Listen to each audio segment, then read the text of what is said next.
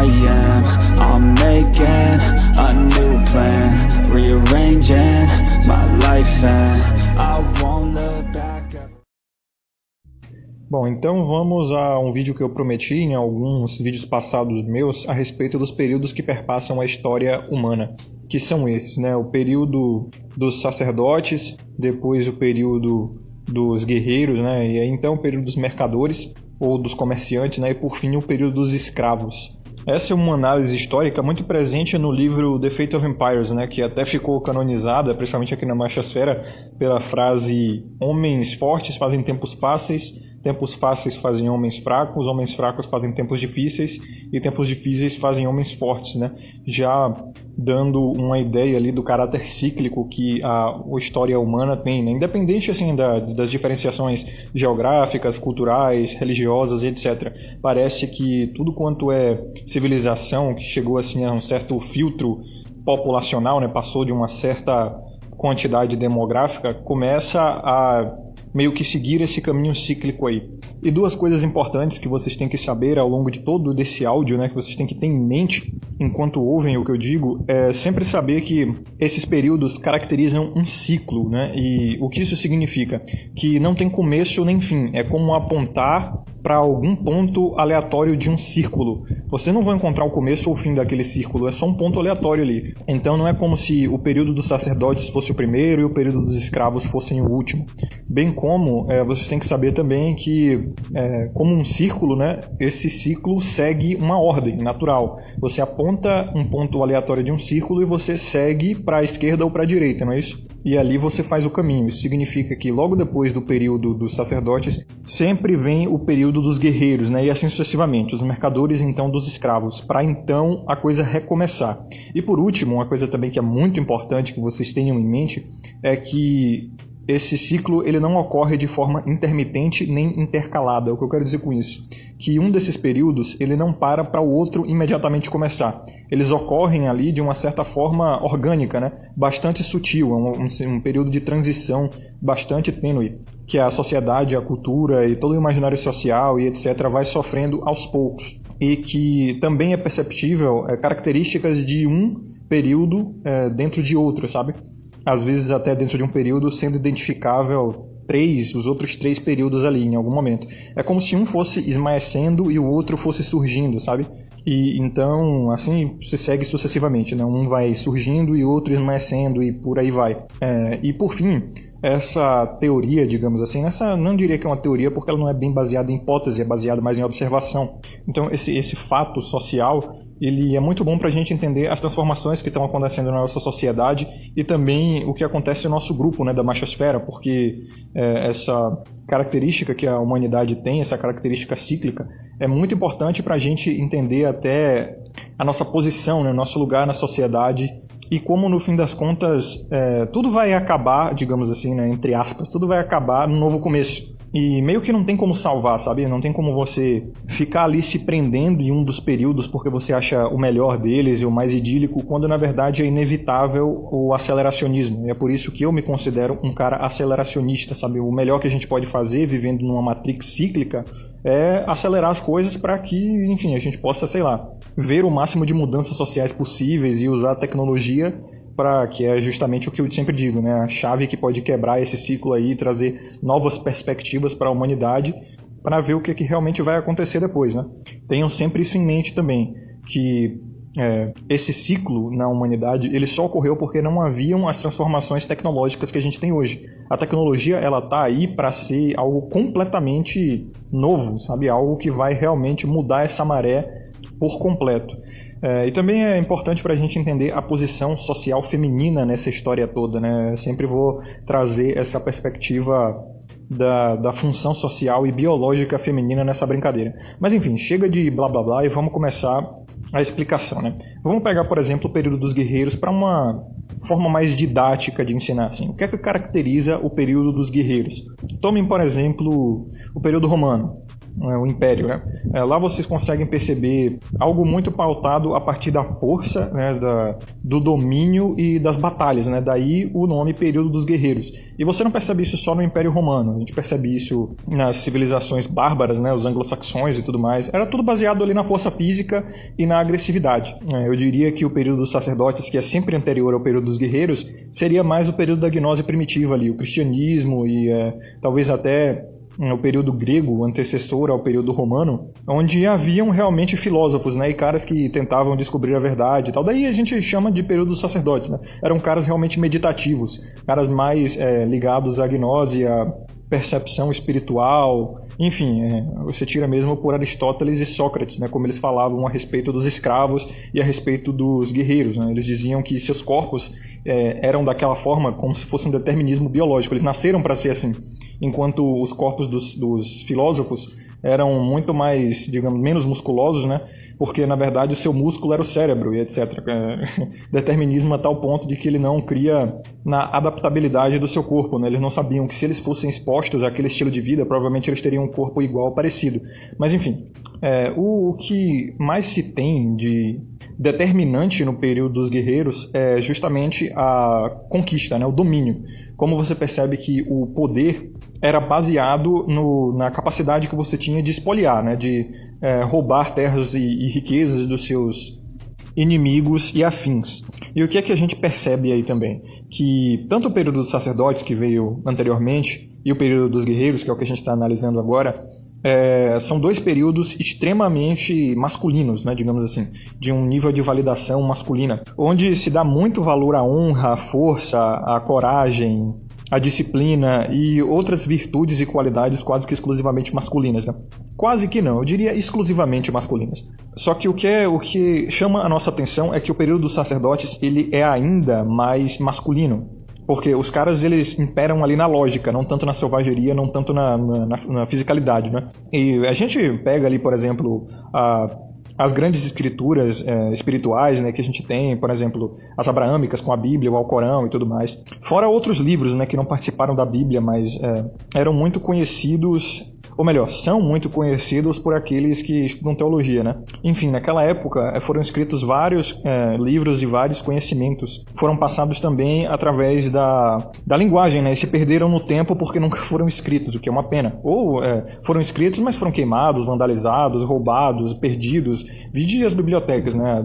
De Alexandria e da Babilônia, que a gente perdeu aí muito conhecimento mesmo, né? Um conhecimento que a gente nem tem muita noção do que era. É muito dito que, pelos historiadores e tudo mais, que talvez uma quantidade considerável de conhecimento de toda a humanidade foi perdida ali. É muito comum também que alguns digam que aquilo foi planejado, né? Poxa, atentado à propriedade intelectual é uma coisa muito conhecida do nicolaísmo. Quem tiver mais interessado a saber como é essa tática de dominar pela ignorância, né? Muito praticada hoje em dia, tentando confundir a linguagem, surgindo com novas nomenclaturas aí para gênero, por exemplo, e mudando o significado de palavras antigas, né? Como machismo, né? Que antes era qualidade de macho, agora é toxicidade, tudo aquilo que basicamente que a mulher acha que o homem não deveria fazer porque a incomoda, é machismo.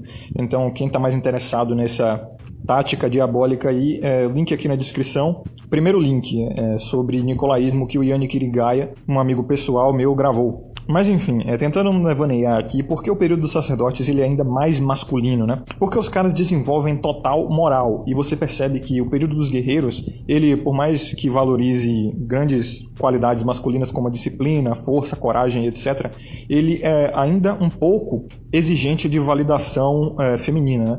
Você pega, por exemplo, grandes imperadores e reis e tudo mais, até os mais corajosos, que eram guerreiros também, né? Reis guerreiros, imperadores guerreiros que iam para o campo de batalha junto com seus soldados e tudo mais, eram, de certa forma, idealistas de uma sociedade idílica, né? Ele fazia o que fazia para a construção de um mundo perfeito, digamos assim.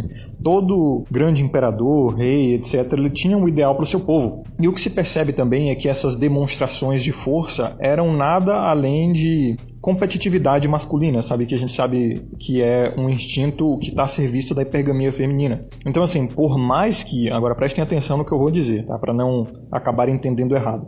Por mais que a intenção ali de uma competitividade seja nobre, a intenção, por exemplo, de um esporte competitivo, como, por exemplo, as Olimpíadas na Grécia e etc., seja algo completamente amistoso ali entre dois homens, a gente sabe que o imperativo que existe dentro do masculino para fazer isso é algo que a hipergamia pôs na gente, né? É uma ferramenta que nós temos para mostrar às fêmeas quem é o macho mais valoroso ali. Mesmo até que não hajam fêmeas no ambiente, seja, por exemplo, uma competição ali exclusivamente masculina, né? Num ambiente exclusivamente masculino. A gente sabe, nós só temos essa intenção, nós temos esse apreço pelo esporte, por jogos competitivos, seja como for, porque nossos ancestrais foram selecionados com essa capacidade, né, com esse gosto pelo esporte. E por mais também que essa seja uma ferramenta muito boa do masculino para se melhorar, né, se desenvolver, a gente sabe que isso também é por conta do papel de provedor e protetor. Tá? A gente tem isso dentro de nós, não tem para onde correr. As fêmeas não têm isso justamente porque elas não têm a necessidade de ser provedoras e protetoras, elas não têm que ficar se melhorando. É por isso que elas ficam estagnadas praticamente a vida inteira, né? E quando elas se melhoram para conseguir um nível que machos superiores a ela achem atrativo, é basicamente só ali na aparência. Então o que eu estou dizendo é que o nosso instinto de competição e de automelhoria, autodesenvolvimento, né, é basicamente uma ferramenta selecionada evolutivamente pela hipergamia e pelo nosso papel de provedor e protetor. Tá? Só que nem é por isso que vocês deveriam parar de se desenvolver, de competir e fazer jogos amistosos ali com os seus amigos. Muito pelo contrário, eu sou completamente a favor de um empoderamento masculino na base da união mesmo. O perigo está em usar esse instinto da maneira que a natureza o projetou para ser, né? Que é a serviço do feminino, da hipergamia e da seletividade feminina. Esse é que é o problema. Então saibam para que vocês foram selecionados e recusem isso. Porque a gente sabe, ficar a serviço da hipergamia e da seletividade feminina é extremamente destrutivo. Então a gente pode usar o nosso livre-arbítrio para reconhecer esse instinto e para que ele foi selecionado na natureza e ressignificar ele para o nosso autodesenvolvimento, para a nossa liberdade, qualidade de vida e satisfação, né? Realização. Vídeo o adágio lá no Oráculo de Delfos, né? Conhece-te a ti mesmo. E a partir daí você pode ressignificar os instintos aí da sua vida. Como diria Epicuro, né? O instinto ele tem que ser um cavalo, onde você monta nele para atingir os seus objetivos. Não o contrário, não deixar o cavalo montar em você e dominar você. A natureza te deu ferramentas muito boas para sobrevivência, só que você tem que saber como usá-las, né? Mas enfim, é fato que conforme os períodos, né, vão passando, a partir dos sacerdotes, a gente percebe um crescimento exponencial na validação feminina, na necessidade de validação feminina por parte dos homens. Onde ali no período dos sacerdotes praticamente não existe nenhum, no período dos guerreiros surge ali uma necessidade masculina de sustentar uma força, uma severidade física ali, ou até uma certa falta de piedade, né, onde é muito comum os mais famosos serem aqueles mais severos. Enfim, basicamente sinalizando a capacidade de proteção e provisão, né? Satisfazendo ali um pouco da hibristofilia feminina, natural. Mas enfim, o mais importante que vocês precisam saber é que esse período é pautado por domínios, tá? É grande monopólio de terras e riquezas através de expoliações e saques e escravidão, enfim. A escravidão, inclusive, é um ativo econômico muito importante nesse período, né? Porque é basicamente a força de trabalho quase que gratuita. E a gente sabe, num período tão físico, né, o trabalho manual ele é extremamente valorizado, né? Construção de prédios e casas, enfim, basicamente esse período aí é marcado pela fisicalidade, pela materialidade, né? É onde basicamente o mundo é construído a partir dos tijolos, do cimento, enfim, do mármore, do vidro, etc. É materialismo mesmo. E aí o que é que a gente percebe? Depois de um tempo, depois de um período de construção material, a gente vai chegando em questões mais econômicas, né? Existe ali um crescimento vegetativo por conta do uso de escravos, né? Que permitiu a construção de materiais de sobrevivência básica, né? Não só ferramentas, mas construções. Existem também escravos que trabalham nas lavouras e produzem alimento e etc. Então a gente percebe que os impérios eles vão crescendo nesse período. E aí surgem necessidades econômicas. Surge uma necessidade de trâmites econômicos ali para gerir os interesses da população, né? E é aí que surge o período dos comerciantes ou o período dos mercadores. Com o excesso de trabalho, né, muito dito por Marx e outros pensadores ali, as trocas elas ficam muito mais incidentes na sociedade. E não que antigamente, né, em períodos anteriores, não houvesse dinheiro, não houvessem relações econômicas, mas o excedente de trabalho mais comum, né, que se torna mais comum por conta do crescimento dos impérios, vai gerando novas necessidades econômicas, por exemplo, o surgimento de bancos, talvez até uma maior intromissão do Estado na economia. Vão surgindo mais e mais ricaços, vamos dizer assim, né? Caras que, por terem um excedente de ativos econômicos, seja comida, seja ferramentas, seja roupas, através das trocas eles vão construindo riqueza. E esses são os caras que caracterizam o período dos comerciantes, né? Esses são os mercadores, na verdade. São caras muito ricos que fazem ali transações e basicamente não param, né? Até construir um império não mais pautado no materialismo necessariamente. É um período mais pautado no crédito. É claro que o que esses caras estão trocando ali são bens materiais, né? Ferramentas, produtos de origem animal, alimentos em geral, enfim. Mas é ali que surgem os trâmites, sabe? Surgem os conchavos e a credibilidade que se tem através de um nome. Poxa, esse cara é muito rico, ele tem um nome forte, então ele tem crédito social, sabe? Mas não se enganem, existe ali uma transição tênue entre o período dos guerreiros e o período dos mercadores. E o que é que vocês percebem aí? Que o período dos guerreiros ele é mais focado na validação feminina do protetor, né? Enquanto o cara ele é forte, enquanto o cara é guerreiro, num período muito marcado pela violência e pela fisicalidade, mais vale um protetor. Então, um homem pobre, um camponês, digamos assim, que tem um porte físico e é conhecido por sucesso em batalhas, ele é muito mais valorizado nesse período do que em outros períodos. Eu não estou dizendo que um cara ricaço ali ele teria menos vantagem, né, na validação feminina que um grande guerreiro. Eu estou dizendo que no período dos guerreiros a gente percebe um cara de grande fisicalidade muito mais bem sucedido com as fêmeas, né, que na minha opinião particularmente é algo completamente fútil, né? O ser bem sucedido com as fêmeas para mim é algo extremamente descartável.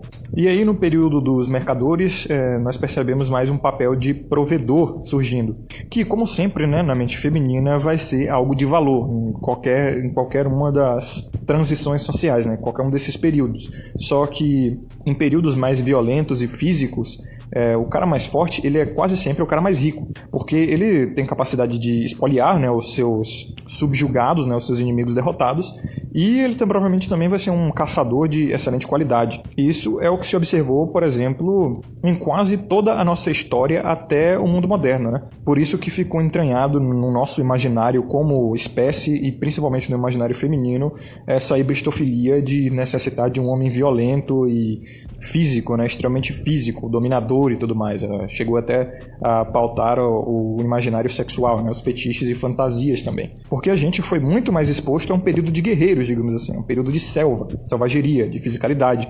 A economia na história humana, ela surgiu basicamente só depois do sedentarismo. O sedentarismo, em algumas civilizações, né, no mais tardar, aconteceu ali 16 mil anos atrás, talvez 20, dependendo de que civilização se estuda, mas assim, na média foram uns 12 mil anos atrás, 16 mil anos atrás no máximo. Ou seja, muito pouco tempo se a gente comparar com o resto da nossa história, né, que tem aí mais de 2 milhões de anos. Só de Homo sapiens sapiens mesmo, que é a nossa última evolução, né, digamos assim, como se fôssemos pokémons, são 300 mil anos. Então vai comparar 300 mil anos de exposição ao ambiente com só 12 mil? Não tem como, né? Então espero que vocês estejam entendendo até aí. Beleza. Depois do período dos comerciantes vem o período dos escravos. Por quê? Porque no período dos comerciantes surge essa muito mais validação feminina, né, na cabeça dos homens. Eles ficam com essa necessidade de validação e tudo mais.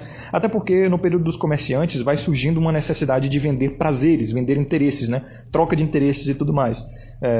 Então o que se percebe é que rola uma concorrência ali, um certo liberalismo, ele é natural. Se não houver liberalismo, a gente sabe, uma liberdade econômica dos empresários, não tem como funcionar a economia. Tá? O Estado ele tenta se meter ali no meio o máximo possível. As grandes empresas elas tentam ali também fazer conchavos com o Estado, porque o Estado fica com essa baboseira aí de nós sabemos o que é melhor para o povo e tudo mais, e populismo em geral, né? O povo dá crédito ao Estado e o Estado usa esse crédito como arbitrariedade, né? E aí ficam ali os dois, as grandes empresas, né? Os mais magnatas e o Estado fazendo sacanagem para sacanear a população, né? Perdoem aí a redundância. Mas uma coisa que se nota é que é preciso que as empresas atendam às necessidades da população, senão ninguém compra, entendeu? Então, o que a população está precisando, está querendo também, né? Querer é diferente de precisar, principalmente no ramo econômico, é preciso que as empresas atendam. Então, o que a gente vai percebendo é que conforme os anos vão passando, as empresas elas vão ficando cada vez mais formidáveis em entender a necessidade dos seus consumidores. Vai rolando uma concorrência ali, né? Embora as empresas grandes, né, e o Estado odeiem concorrência e lutem com todas as forças para destruir a concorrência, né? É meio que impossível parar, por exemplo, a pirataria, o contrabando, ou mesmo pequenas e médias empresas ali de surgirem, né? Ou mesmo pequenas vendas e pequenas trocas ali, mesmo que na calada da noite, quando o Estado proíbe por algum interesse financeiro por trás, que é sempre o que acontece, né? Mas sempre rola ali um jeito que a população encontra de criar concorrência. Então rola ali meio que um darwinismo social econômico na parada, sabe? Onde os mais fracos morrem e os mais fortes permanecem. E os monopólios eles acabam acontecendo também, e a gente vê esses aí até hoje, né? Estamos aqui na plataforma do YouTube presenciando isso e presenciando o abuso e a censura, a ditadura que eles podem fazer justamente por não terem concorrência. Justamente conseguem fazer pressões muito grandes, né, contra plataformas alternativas, né? Muitas vezes até pressões financeiras do tipo, eu vou comprar vocês, simples, joga dinheiro na cara, os caras vendem, porque no fim das contas a intenção de qualquer empresa é lucrar, né? Ninguém inicia uma empresa pensando só no ideal de liberdade, exceto pequenas outras empresas aí como o BitChute e a Megatron TV, né? Que tem um ideal mais forte de liberdade e de centralização. Tem outras aí empresas também que fazem frente ao YouTube com esse ideário de liberdade, que é basicamente a única coisa que essas empresas têm para competir com o YouTube, né? Porque qualidade, velocidade, enfim, capacidade de processamento, espaço na nuvem, tudo isso aí o YouTube ganha de letra por questões econômicas básicas. Mas por que isso é importante a gente saber? Por que eu estou citando isso? Porque é justamente o que caracteriza o período dos escravos, que é o período dos consumidores, basicamente, né? Existe aquele monopólio ali que é muito difícil, praticamente impossível de quebrar, né? Os comerciantes eles se assentaram economicamente ali de uma maneira quase que divina, né? Os caras eles estão ali em níveis de deuses econômicos mesmo, que nenhuma outra iniciativa empresarial ou econômica consegue tirar os caras. Eles se juntam com o Estado, que obviamente está inflado pra caramba, né? Por conta também do período dos comerciantes que fizeram conchavos ali, né, com as grandes empresas, e o Estado cresceu junto. As pessoas acreditam que o Estado ele tá ali também para te proteger das empresas. Olha só que irônico, não tem como não rir disso, né?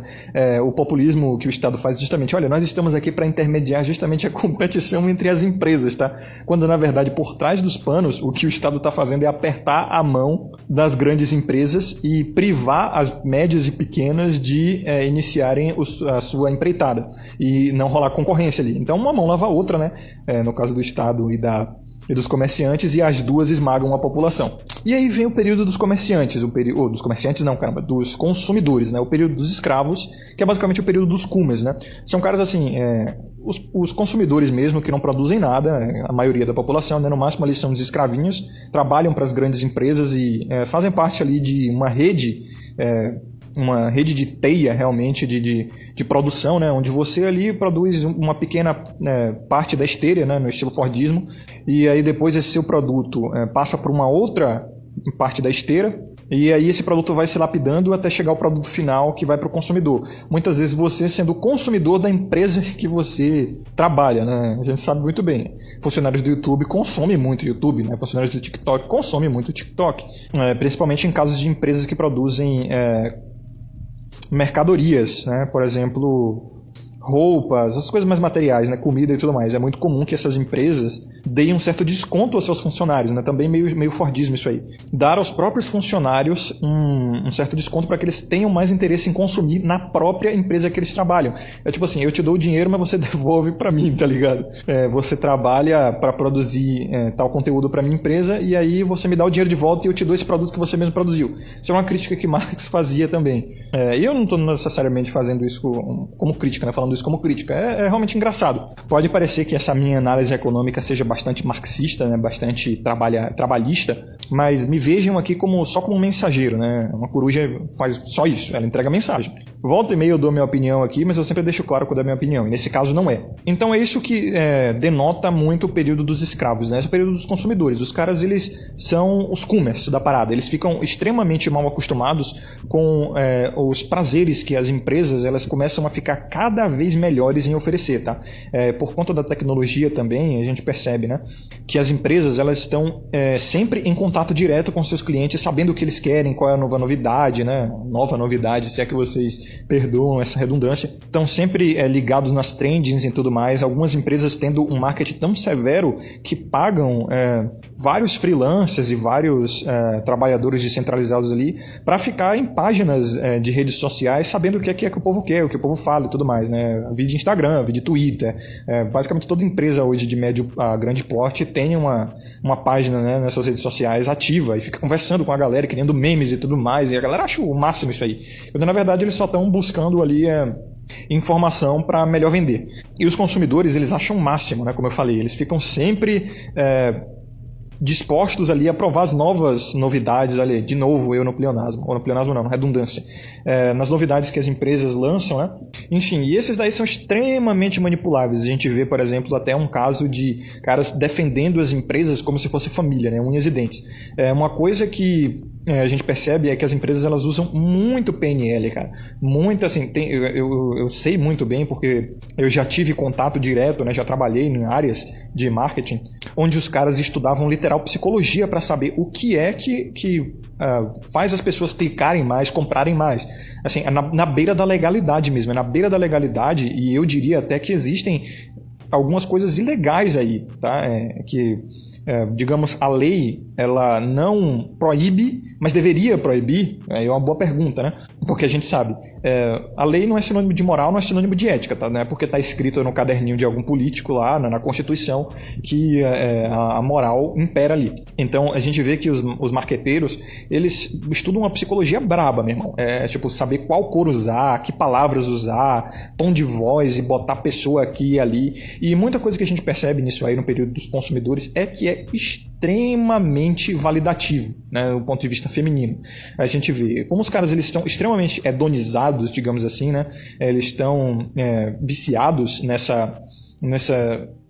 imperativo das empresas de ficarem sempre oferecendo o maior prazer possível, o que a população sempre quer, a custo baixo, mas é interessante para as empresas porque elas vendem em massa. As pessoas elas ficam hedonistas pra caramba. E aí o que é que apela pro hedonismo, né? No caso do ser humano? O sexo, velho. Que tem coisa mais hedonista que o sexo?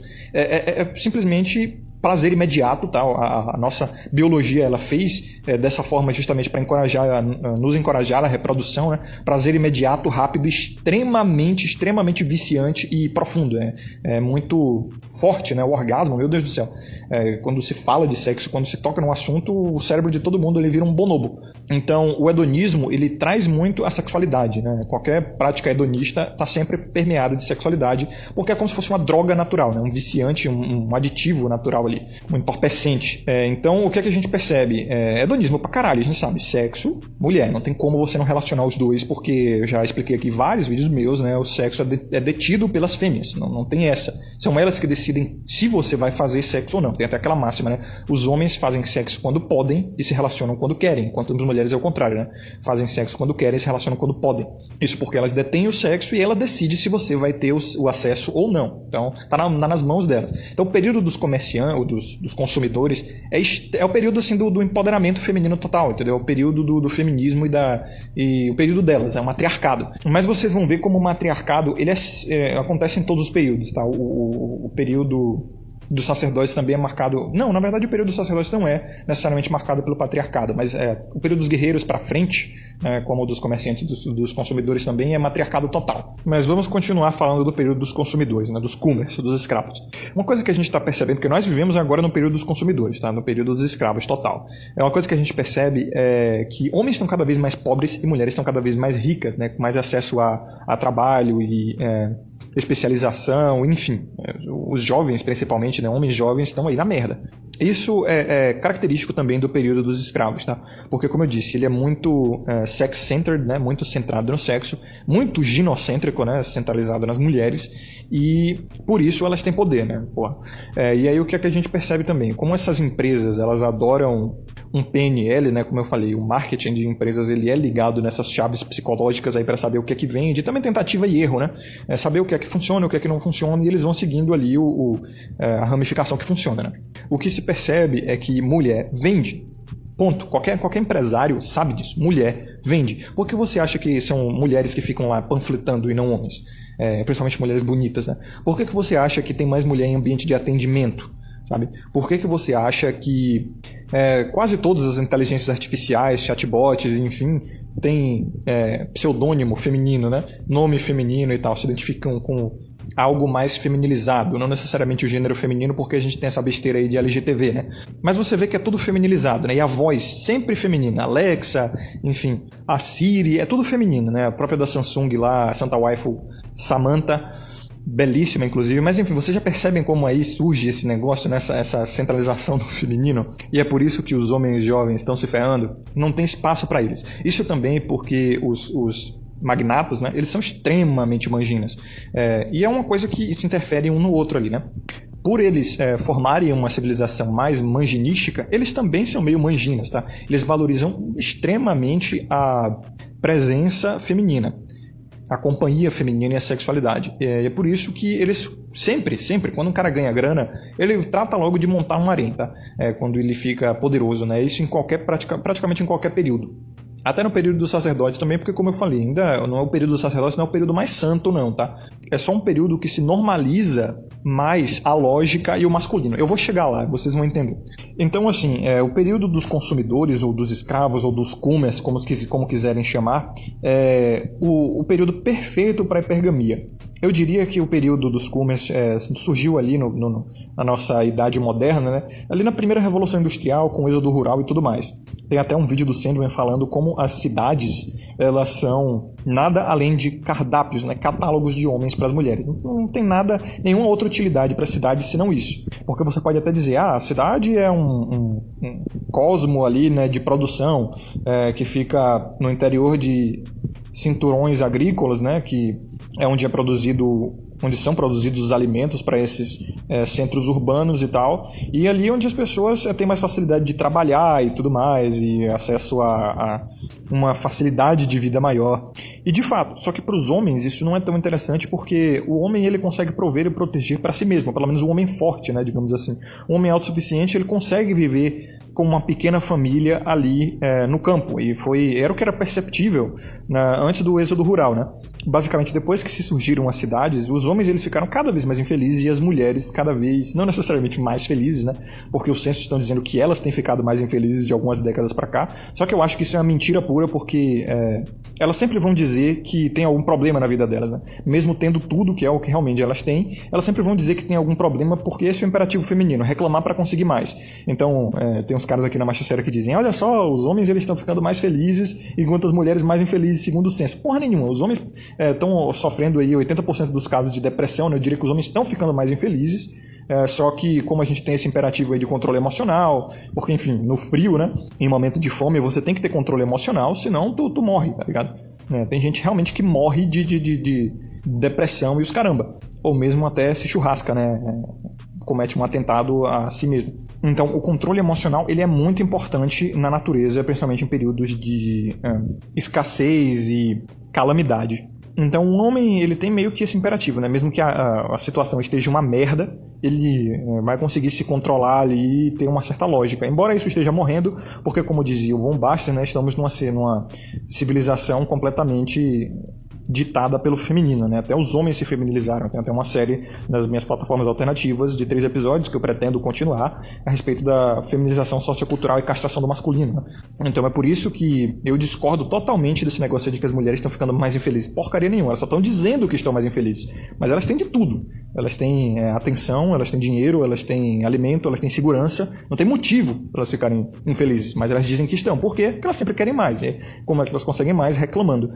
E é por isso que a gente percebe, cidade, meu irmão, é por isso que muitos MGTOWs até dizem, né, vamos sair das cidades e ir pro campo, porque cidade não é nada além do antro feminino, o palácio das fêmeas. Pro homem a cidade não é tão interessante, porque muito homem junto gera competição pra caramba, e isso é meio tóxico pra masculinidade, tá ligado? Vocês têm que lembrar, o homem ele é completamente descartável na natureza e ao longo da nossa história, né, em períodos mais selvagens e tudo mais, a mortalidade masculina era enorme, enorme. Então, como eu disse também, né, através do sequenciamento e estudos de DNA que a gente teve, né, a gente percebe que só 20% dos homens tiveram acesso à reprodução em média, né, em toda a nossa história humana. Ou seja, dá para perceber também que muitos que não tiveram acesso à reprodução é porque estavam mortos, tá ligado? Não chegavam à maioridade ou a maturidade sexual para se reproduzir, ou mesmo não tinham acesso ao sexo. Ou porque eram escravos, ou porque eram beta demais, ou porque não tinham como gerar interesse para a hipergamia da época, né? Qualquer motivo que seja. Então, assim, o que interessa mais aos homens é justamente um afastamento maior e talvez uma reunião ali simbólica em algum momento. Por isso que a gente gosta tanto de games, né, onde cada um fica na sua e a gente se reúne, ou mesmo fazer ali um rolê, um hangout pessoalmente em tal momento, mas depois cada um vai pro teu canto, né? Nenhum homem gosta de viver muito junto ali de vários outros homens. Historicamente isso aí dá merda, tá? Principalmente quando tem mulher no meio. Já com as mulheres isso é bem diferente, porque elas evoluíram em haréns, né? A gente tem que saber disso. Então elas ficavam ali extremamente juntas, todas muito, muito juntas, e por isso que elas vão no banheiro juntas, né? Até no banheiro elas querem ir juntas. E também por isso que o sistema fértil delas, né, o ciclo de fertilidade delas se alinha quando elas estão juntas por muito tempo. Quem sabe aí sabe, né? Quem sabe sabe. Tem ali uma certa sincronia emocional e hormonal ali das mulheres que faz o ciclo menstrual delas se alinhar. A prova disso é a poligamia dela ser muito recorrente, né? Tem até aquela red pill máxima, né? As mulheres elas preferem dividir um alfa do que competir por um beta. E é isso que se prova aí com Tinder, com outros aplicativos de relacionamento e até nas próprias cidades, né? O que é que a gente está vendo aí? Regra 90-10 já, 95% logo logo. O próprio Tinder é uma coisa que surgiu nas cidades, entendeu? No período dos consumidores, no período dos escravos. E não é nada além de um catálogo, a gente sabe. Elas dão só 20%, né, dos gosteis elas dão. Não, perdão. Elas só dão gostei para 20% dos caras, às vezes até menos, enquanto os homens dão gostei 80% para as mulheres, né? Para 80% das mulheres em aplicativos de relacionamento. Então a gente já percebe isso aí. Não é nada além de cardápio, tá ligado? É cardápio para elas, para satisfazer a hipergamia e ficar dividindo o alfa, ponto. E beta, meu irmão, né? Não tem acesso à reprodução, não tem acesso a sexo, não tem acesso à mulher. Acabou. Cidade só serve para isso. Então o período dos consumidores é o período delas, e ponto. E eu tenho já alguns vídeos que eu pretendo fazer a respeito, explicando por que, né, são as mulheres que criam o Estado, porque, talvez eu explique um pouco nesse vídeo aqui, né, mais pra frente, porque no fim das contas são tudo elas, né, a galera fica dizendo, são eles, né, os narigudos que dominam o mundo. Porra nenhuma, os narigudos eles são só o intermediário ali, né? Eles só estão lucrando com a comercracia e com o ginocentrismo, mas quem produz esse ginocentrismo, esse ativo econômico são elas, e quem se beneficia mais são elas, enquanto os grandes magnatas ali, eles são uma pequena nata da população mundial. As mulheres, elas são a maioria da população mundial e todas elas estão se beneficiando com isso. Então, se uma pequena nata está se beneficiando, né, coisa que é comum no período dos consumidores, né, uma nata de grandes magnatas econômicos aí, alguns diriam até os Illuminati, ou sei lá, caras que têm razões espirituais e esotéricas para fazerem o que fazem. Enfim, eu não caio muito nessa porque é muito difícil a gente atestar isso, né? Se a gente quiser saber qual é de mesmo, a gente vai ter que estudar o ocultismo e fazer uns rituais aí, entrar em contato com criaturas detentoras de poder e perguntar a eles, olha, o que é que rola mesmo nesse plano aqui? Via empirismo não dá para saber realmente se quem domina esse mundo são os caras louvadores de Satã ou de Lilith, etc. Mas eu não descarto totalmente essa teoria, até porque eu tenho muitas hipóteses que casam muito com essa teoria aí, né? Se você juntar um com o outro, você percebe que é bem capaz mesmo, é bem capaz. Vide até várias polêmicas aí, né? Bohemian Groove, né? Ilha de Epstein e outros vazamentos aí. Quem sabe, né? Mas enfim, o que a gente percebe? O período que a gente está vivendo, né? O período dos consumidores, o período dos escravos ou dos coomers, queiram chamar como quiserem, né? Ou podem chamar também o período delas, né? O grande período do ginocentrismo, é marcado por essas características aí, né? Uma população totalmente servil, as mulheres no topo, os homens, especialmente os jovens e medianos para baixo, completamente ostracizados e excluídos, a hipergamia lá no topo, uma configuração poligínica de harém ali, e poliândrica também, né, de certa forma, poligamia no geral, porque assim, os alfas eles têm os seus haréns ali, e as fêmeas elas têm um sistema de poliandria mais dividindo homens entre os provedores, os reprodutores e os orbitadores, né, como diria o Rolo Tomassi. O Rolo Tomassi ele só diz que as mulheres diferem entre os reprodutores e os provedores, mas tem os orbitadores também, né, que são os caras de rede social ali que ficam dando like e recebem praticamente nada em troca de muita validação do ego. Eles também são importantes para a saúde emocional da mulher. Então ele também é um provedor, e de certa forma um provedor também, né? Porque são white knights. Eles sempre estão ali fazendo a proteção para caso venha algum cara tipo, você tá feia hoje. Os caras vão lá e fazem a proteção ideológica dela. Então a mulher ela sempre vai tentar aparelhar o máximo de provedor e protetor possível, dentre essas três castas aí, né? O alfa financeiro, o alfa genético e o beta orbitador.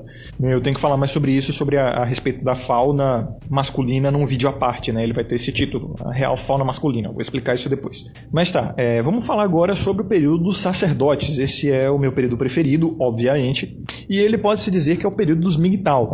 Pois é, o período dos MGTOW. Porque o que acontece? No período dos Coomers, o que é que a gente percebe? Degeneração total. A gente vê isso nos memes, né? Uma qualidade de vida extremamente baixa.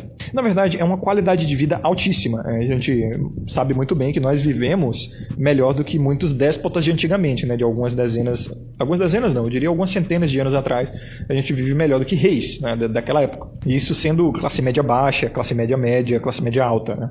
Mas o que se percebe é um alto nível de insatisfação, baixa qualidade de vida emocional e psicológica, tá? Um alto nível de insatisfação, depressão pra caramba, principalmente do lado dos homens, ansiedade e várias doenças e síndromes e dissonâncias psicológicas e emocionais. Ou seja, a gente tem uma vida hedonista extrema, cheia de prazer e tudo mais, mas estamos infelizes, né? Isso até faz um paralelo com o que eu falei a respeito das pesquisas sobre o nível de felicidade feminina. Elas têm tudo, mas, será que elas estão felizes mesmo? Eu acho que elas estão, mas gostam de reclamar. Porque, convenhamos, né? Houve algum período onde as mulheres estavam realmente felizes? Não, mano, elas reclamam em qualquer período. Até no período do patriarcado, que é quando dizem, né, que elas eram mais felizes e faziam censos e tudo mais, e eram dona de casa e dona de família e mãe e etc. E elas eram ultra felizes. Nada, reclamavam pra caralho também. Não foi assim que elas ganharam o voto universal e o feminismo e etc, né, através da reclamação. Ou seja, elas nunca estão felizes. E é justamente isso que positiviza, digamos assim, o período dos sacerdotes. O que é que a gente percebe? A sociedade começa a colapsar, meu parceiro, não tem como sustentar. Todo mundo doente, entendeu? Não só fisicamente como psicologicamente. Todo mundo degenerado pra caramba, assim, a moralidade ela vai pro saco, entendeu? As pessoas ficam completamente hedonistas e a nível animalesco de hedonismo mesmo, é o que a gente percebe na nossa sociedade, né? O poder cultural na mão das mulheres sempre vai apelar pra sexualidade, porque eu já falei, o poder delas, né? Sexo é tudo que elas são, sexo é tudo que elas têm. Então, assim, quanto mais putaria houver na sociedade, melhor para elas. Só que o acesso a sexo tem que ser totalmente elitizado. É o que eu já falei em alguns vídeos meus, né? Elas, principalmente nos de ovulação oculta, o último, né? O terceiro episódio. Elas vão pôr putaria na cultura o máximo possível, mas o real acesso a sexo vai ser só para uma pequena quantidade. Porque dessa forma, elas deixam os homens cada vez mais sedentos, né? Ficam mais excitados, eles pagam mais por sexo, e quando eles recebem o sexo, eles vão pagar por um sexo ultra superfaturado. É como, assim, te privar de água para vender água, que é um bem natural e muito comum, né, no nosso mundo, vender uma água superfaturada. Se você está no deserto, se alguém te põe no deserto, uma empresa de água te põe no deserto, você tem 100 mil no bolso e recusa a dar 100 mil por água, se você for jogado no deserto, você vai dar todo o seu 100 mil por um copo de água gelada, não é isso? É basicamente isso que as mulheres fazem com o sexo. Por isso que a gente vê aí uma porrada de incel aí totalmente excitado, louco por sexo e não consegue nada. E tá pagando caro por mixaria, entendeu? Pagando 100 mil por uma gota de água. Dando, por exemplo, milhares de moedas, né, independente da moeda do seu país, seja dólar, seja euro, para o real, né? Para cangirls, por exemplo, dizerem o nome dele, dizerem que amam, fazer vozinha kawaii, fazer cara de cuso, pagando caro por pornografia, enfim, essa porcaria toda aí que você tá vendo, né? Basicamente é a estratégia de escassez. Então, assim, a sociedade ela fica totalmente disfuncional, e aí ela rui, sabe? Ela vai à ruína. Então, o que é que se percebe? Agora a gente vai precisar reconstruir a nós mesmos, né? Os homens percebem isso. Pô, a gente está fudido, está simplesmente fudido, a gente tem que nos reconstruir fisicamente, moralmente, espiritualmente, psicologicamente. A gente está fudido, a gente foi escravizado e agora a gente precisa nos livrar dos grilhões, né? Buscar aqui uma sensatez de vida, um sentido de vida, uma qualidade, uma felicidade, realização, alguma coisa que nos tire dessa merda. E aí a gente vê, o MGTOW tá surgindo nessa onda aí. Os caras, eles estão assim, descobrindo que a sociedade transformou eles em basicamente gado de trabalho de grandes empresas. Os caras não têm acesso à mentira, né, que é dada a respeito da família, do amor feminino, da sexualidade feminina, enfim. Os caras são privados disso e é só uma corrida dos ratos, né? Você continua trabalhando para ficar cada vez com mais sede. É como se você bebesse do mar, né, da água do mar. Você bebe para ficar cada vez com mais sede. Então, basicamente, essa é a escravidão aí. E aí você tem um acesso de vida e é dito que você tem que agradecer, né, por viver num período de paz, num período de abundância de alimentos e etc. E por ter nascido saudável. E não se engane, isso é realmente algo a ser grato. Porém, não é tudo o que nós precisamos, né? Mesmo os caras mais gratos olham para o arredor desse mundo, né? Os caras mais otimistas olham as notícias que vêm aí em redes sociais, o comportamento das pessoas, enfim, toda essa loucura e, porra, não tem como o cara não entrar num período de Red Pill Age ali mesmo que leve, ou num período de Black Pill, enfim, e acabar ficando depressivo, infeliz com alguma coisa. Então a gente já percebe no meio masculino um pouquinho dessa normalização de sacerdotismo, eu diria, né? Caras que eu conheço, eles já estão procurando realmente a iluminação, literal iluminação espiritual, tá? Estão praticando autodesenvolvimento espiritual, meditação, estão procurando um sentido mais metafísico, né? Eles olham para a matéria, eles olham para a carne e só vem merda. Tem a questão também de que as grandes escrituras espirituais, elas são excelentes nisso, né? Em profecias, a gente sabe muito bem, a Bíblia ela é cheia de profecias, ela é basicamente só isso, né? Profecias e contos. Então, os sacerdotes do período passado, eles sabiam que essa merda ia chegar, né? Eles estudaram isso, eles tinham essa mesma noção de que a história humana ela é cíclica e em algum momento ia dar merda. Então vem essa onda aí, né? Várias profecias. É por isso que a Bíblia, o cristianismo, né? E as outras religiões abraâmicas, elas foram as mais populares aqui no Ocidente, porque acertava muito, ia direto na veia, tá ligado? Os caras sabiam o que rolava, eles entendiam a natureza humana e sabiam que era um ciclo isso aí. Então, os sacerdotes do período seguinte, eles bebem muito dos sacerdotes do período passado. Não se espante se vocês estudando teologia descubram que os sacerdotes do período passado, que a galera ali de 2.000, 3.000 anos atrás, bebiam dos sacerdotes do período anterior deles, tá? Só que conforme a roda da sociedade ela vai girando, o que acontece? A gente vai perdendo a memória, a gente vai perdendo grandes escrituras, a gente vai tendo aí queima de bibliotecas, né, digamos assim. E tem a questão também de que grande parte do conhecimento humano ele foi feito à base da oratória, né, que é completamente metafísico, não fica em lugar nenhum gravado. E saibam também que esse ciclo de história humana, né, essa roda que vai girando, ela está acontecendo cada vez mais rápido por conta da globalização. Então o período dos sacerdotes ele é o período mais masculino, ele é 100% masculino porque ele descobre que esse negócio de validação feminina é uma merda, que as mulheres elas são basicamente as que trazem todo o mal do mundo, e os caras começam a criar contos, né, eu diria. Por exemplo, o conto de Lilith, o conto de Eva e Adão, né, o conto de Pandora, por exemplo, e vários outros contos aí que põem a mulher como a causadora de todo o mal da humanidade. Então os caras eles vão percebendo, porra, no fim das contas, toda essa transformação aí ocorreu por causa delas, tá ligado? Porque a gente é bonobo mesmo, a gente é beta pra caralho, a gente gosta de ficar manginando. E aí os caras já vêm com essa coisa, opa, sabe qual é o problema? A gente tem que largar a carne, cara. Nós temos que largar os desejos, as paixões, e aí surge a filosofia, tá ligado? Surge uma ideia de transcendentalismo, digamos assim. Ou transcendentalidade, eu não sei exatamente qual é a palavra. Mas enfim, os caras começam a olhar para a carne, ou começam a olhar para si mesmos, né, como matéria, como forma mundana, com nojo, entendeu? Falo, porra, eu olho para dentro de mim, eu medito e só vejo merda, eu só vejo vontade de fazer merda, eu só vejo vontade de betar, vontade de ser hedonista, vontade de ser comer. Exemplo de eu não vou lembrar que filósofo foi agora, que na Guerra do Peloponeso ele dizia que ele se recusava a sair de casa para ver a miséria da guerra, sabe, os corpos dilacerados pela guerra no chão e tal, mas ele queria ver, entendeu? Ele tinha vontade de ir lá ver, mas ele se recusava. Então ele dizia, porra, tu olha para dentro de si, tu só vê merda, cara, tu só vê coisa diabólica, entendeu? O que a nossa matéria quer circo, pão e circo e gozo, entendeu? Hedonismo. Então, assim, eu tenho que buscar, tem que haver algum sentido maior, sabe? Não tem que ser tudo um darwinismo social ou um darwinismo cultural. A gente não pode estar aqui só para morrer, tipo, buscar reprodução feminina, conseguir uma reprodução, criar os filhos ali na melhor maneira possível e acabou, morreu e já era. Não, tem que haver alguma coisa além disso, entendeu? Tem que haver um paraíso, um criador e etc. E daí surgem as religiões, que a religião ela é diferente de espiritualidade, né? A religião ela é dogma mesmo, ela é um modus operandi ali para a sociedade funcionar bem. Então os caras eles buscam ali um caminho da verdade e conseguem uma vida com mais sentido, sabe? Os caras conseguem realmente uma vida saudável ali, respeitando a própria biologia, sabendo que a carne ela é miserável mesmo, ela é desgraçada, mas eles meio que abraçam seus demônios, sabe? Vivem, por exemplo, o estoicismo. O estoicismo é basicamente isso, é você abraçar os seus demônios.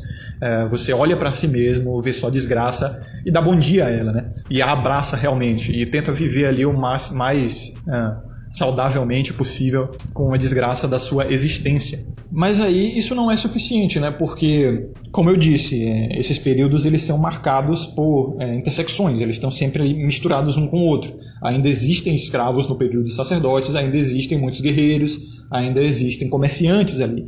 Então a sociedade ela vai seguindo um rumo de crescimento natural, né? Rolam guerras e destruição e colapso, mas a gente se reergue, entendeu? E aí vai surgindo um crescimento vegetativo maior.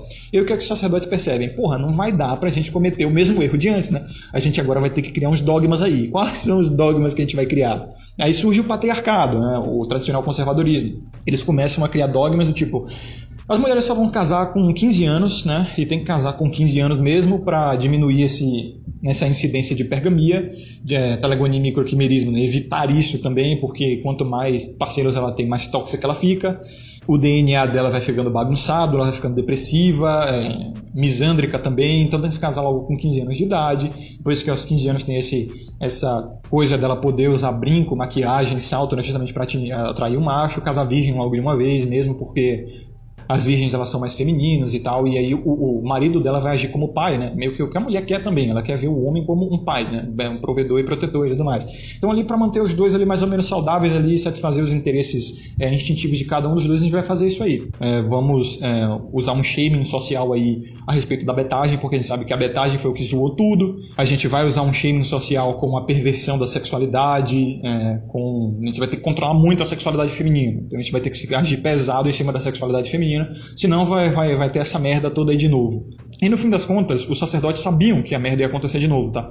Em algum momento, só que eles tentavam atrasar, ou pelo menos gerar um certo crescimento vegetativo suficiente através do patriarcado, né? Que a gente sabe, o crescimento vegetativo ele cresce, o casamento, o nascimento, ele cresce muito mais em períodos patriarcais, em períodos tradicionais conservadores, isso é fato. E talvez, eu não tenho como saber, mas eu acredito que os sacerdotes eles estavam implantando esses dogmas na sociedade para se preparar para o colapso e manter aí a humanidade rolando, né? Porque, como eu já disse em vários vídeos meus, o aparato instintivo que a gente tem é tribal, é familiar tribal, entendeu?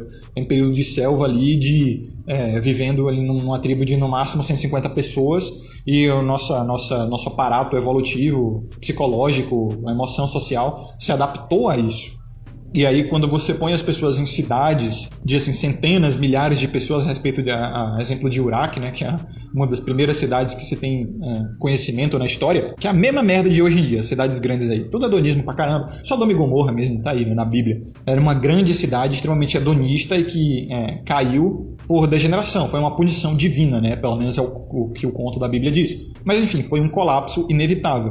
Daí os dogmas, a religião, ela surge a partir da espiritualidade, entendeu? Os homens eles vêm de um período desgraçado, né? Historicamente desgraçado, literalmente, o período dos consumidores, dos cúmulos, dos escravos, e aí eles buscam um sentido maior para a própria vida.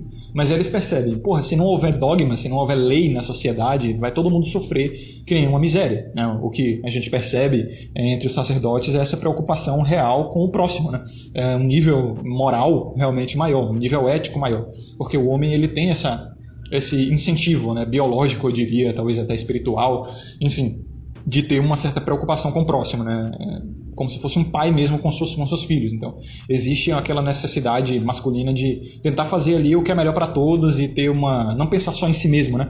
Enquanto a fêmea ela não tem esse imperativo porque, enfim, a natureza é ginocêntrica e a fêmea ela tem que se priorizar porque ela é outra da sociedade. Se ela não se priorizar acima de tudo e de todos, não tem crescimento vegetativo, enfim, elas funcionam nessa chave, não tem pra onde correr. Já o homem, ele fala, pô, a gente tem que criar dogma aqui, senão não vai dar certo. E aí os caras surgem com várias e várias leis sociais que muito se acredita que não tem utilidade prática na sociedade, mas tem. Por exemplo, o casamento das mulheres com 15 anos de idade, o valor da virgindade feminina, a repressão da sexualidade, principalmente a feminina. Eu tento gravar um vídeo a respeito disso naquele livro Cristianidade Pura e Simples do C.S. Lewis, que eu li, é brilhante a respeito da sexualidade. Sobre o casamento nem tanto, mas é muito bom sobre a sexualidade e vou gravar um vídeo a respeito, né? Falando da moral judaico-cristã, principalmente a sexual, como salvou o mundo, literalmente salvou o mundo. Eu vou gravar esse vídeo aí ao longo da semana que vem, provavelmente. Por exemplo, surgem também dogmas a respeito da vergonha social de demonstração de carinho em público.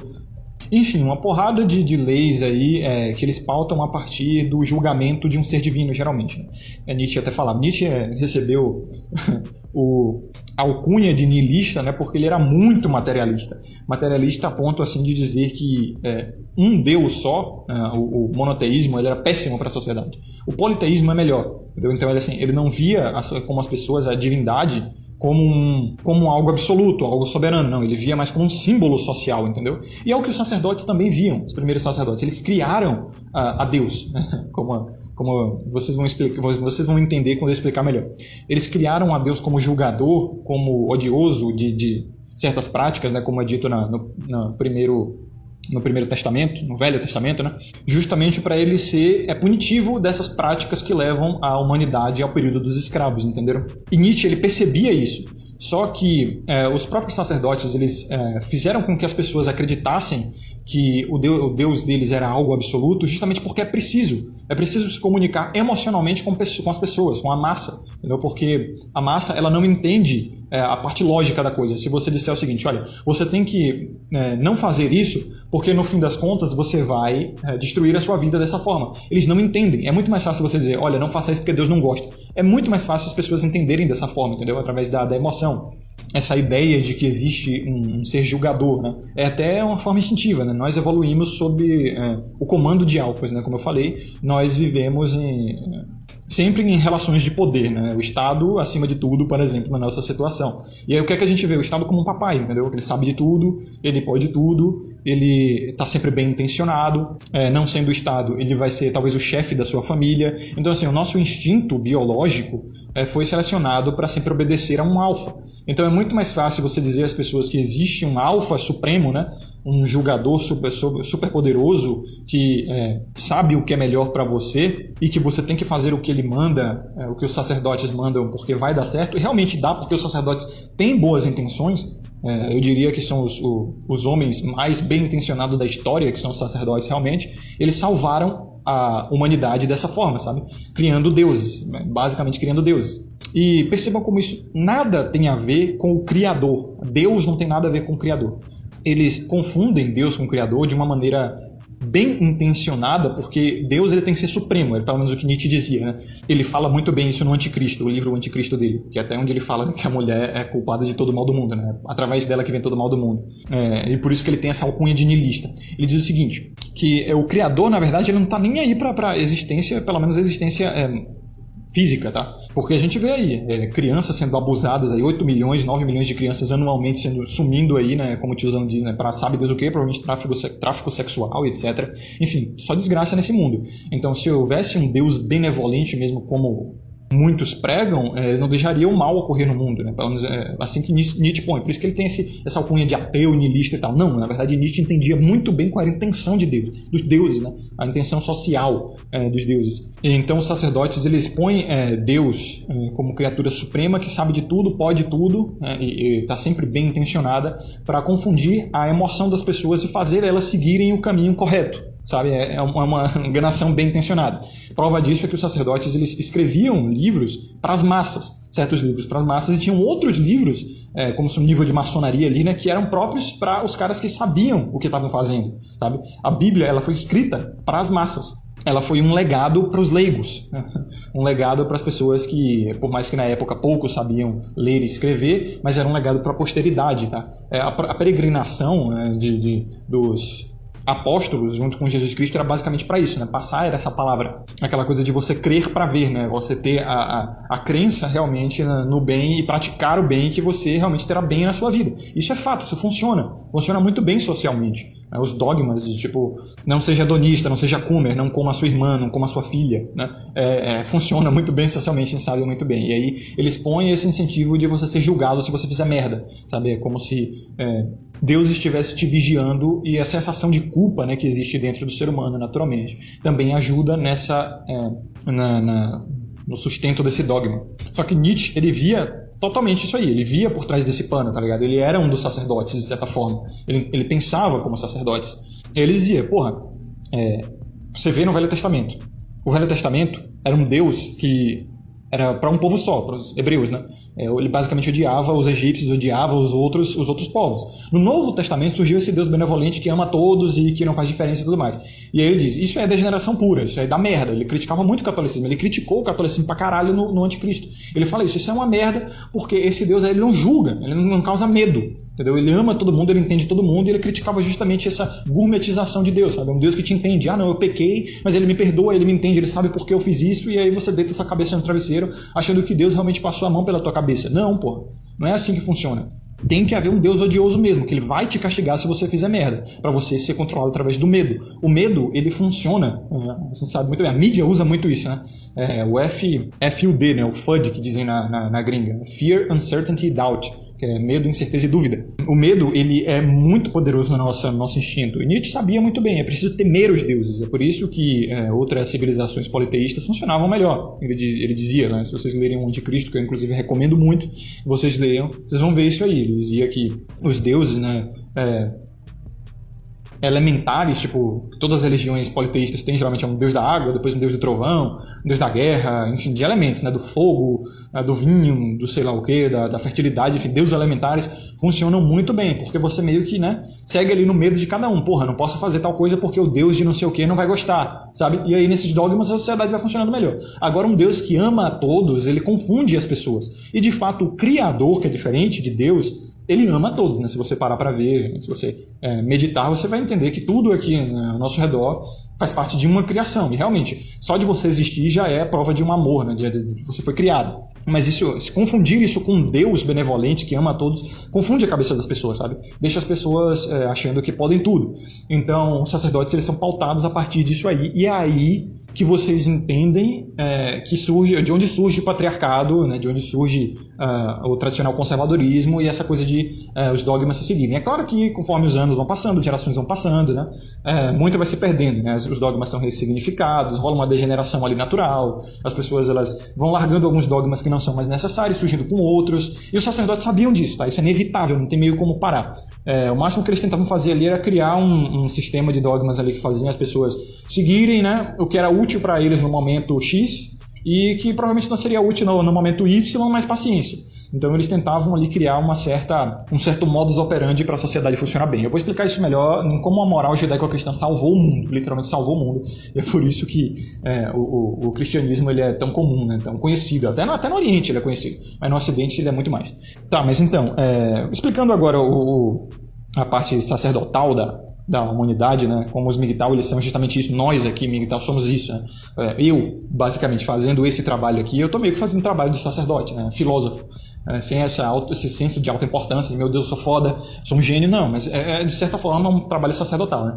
Eu já tomei certas iniciativas na minha vida de largar a sexualidade totalmente, eu estou buscando mais espiritualidade também, uma iluminação, né? Eu tenho estudado muito teologia e buscado realmente isso, né? O que os sacerdotes, depois de ver, né, esse quadro maior da sociedade e como esse ciclo ocorre, como não tem como parar isso, você percebe que você chega às mesmas conclusões que os sacerdotes antigamente, né? Porra, a carne é uma merda, eu não tenho que interferir em nada, entendeu? No máximo que eu posso fazer é praticar o bem ali, amar o próximo, deixar o meu legado, né? Basicamente o amor ao próximo que eu faço é justamente deixando esse legado aqui, né? Eu tenho uma intenção de ajudar outras pessoas a terem uma visão maior, né? Esse conhecimento que eu tenho, não adianta ter esse conhecimento, não que seja grande coisa, mas não adianta ter esse conhecimento e guardar só para mim, né? Isso é bem nicolaísta, né? Como eu recomendei no começo desse vídeo.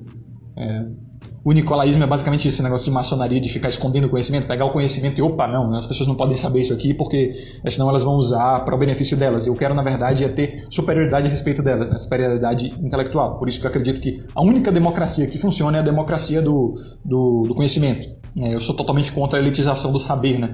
A democracia do saber é a única democracia que funciona. Então, assim, eu vejo vários outros caras que chegaram nessa mesma conclusão. Caras Volcel também, né? Hakun Kodama, que também são Volcel já há anos.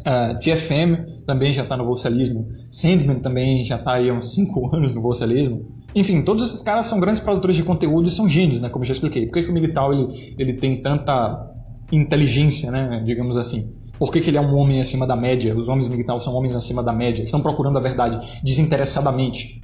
Quando eu digo desinteressadamente, eu quero dizer que eles estão procurando a verdade pela verdade, né? Não é para conseguir alavancagem acima do outro. Não, eles estão procurando espiritualidade mesmo para ter iluminação. A verdade pela verdade.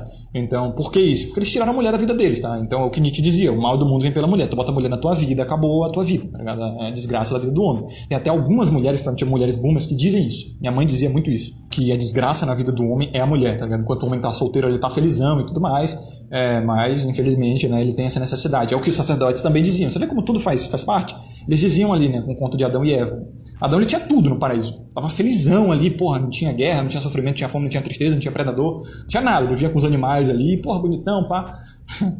A única regra era não comer do fruto proibido, beleza, mas aí ele se sentiu sozinho. Esse foi o problema. O problema do homem é não ter essa capacidade, né, de viver sozinho, não se desenvolver emocionalmente para aguentar a própria solitude. Muito é dito também que esse era os mais teólogos, né? Teóricos da teologia, eles dizem que essa é a característica divina, né? A característica do Criador. O Criador também se sentiu sozinho, sabe? Um ser onipotente que não tem nada nem ninguém que se compara ao seu poder, ele se sentiu sozinho e foi lá e criou a humanidade e botou o livre-arbítrio, justamente para ter uma companhia, sabe? Então, como eu já expliquei em outros vídeos, trazendo um pouco de gnose também, o Criador, se ele nos criou a sua imagem e semelhança, ele passou também um pouco dessa vontade de estar sempre acompanhado, né? Principalmente de criaturas inferiores. O Criador, ele criou criaturas inferiores, né, como nós, e passou essa vontade. Daí a gente tem a Eva, né, as mulheres, por isso que o homem ele tem essa necessidade feminina. E os sacerdotes, eles vieram com essa ideia aí.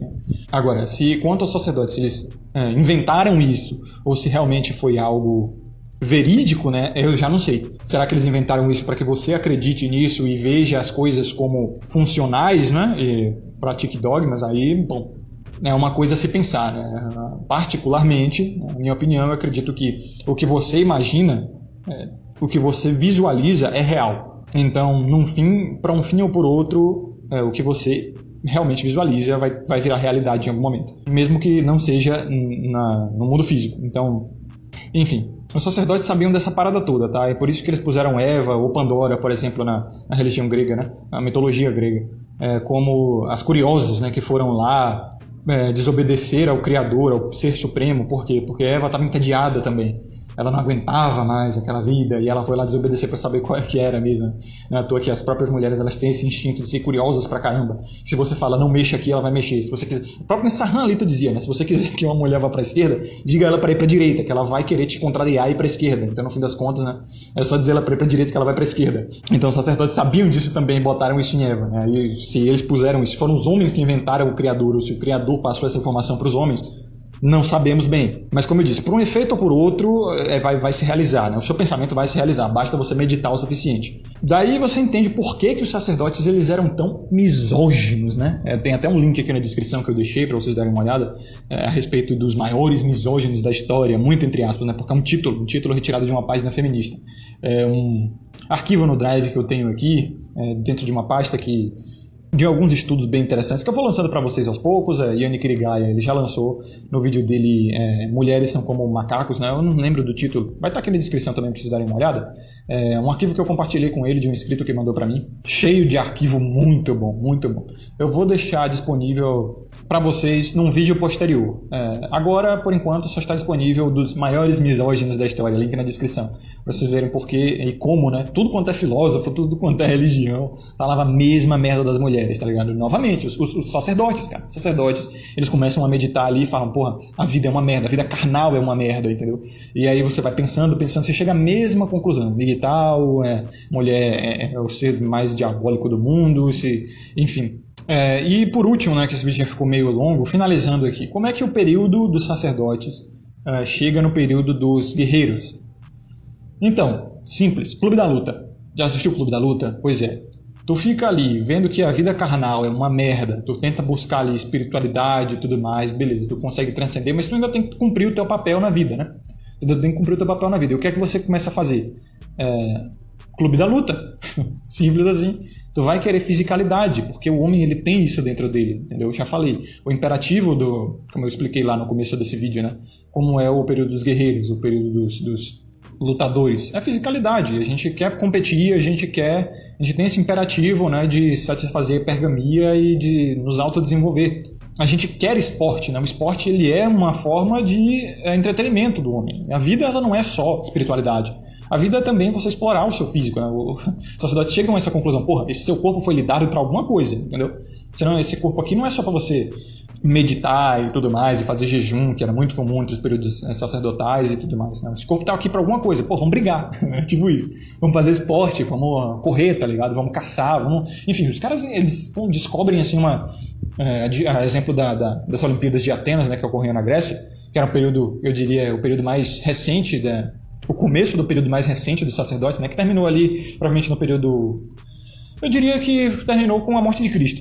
Embora ele necessariamente não termine, né, como eu falei, esses períodos eles são fluidos, né, um ocorre dentro do outro. Então, surgiu ali o período romano, e aí foi até as outras grandes guerras, até as cruzadas, por exemplo.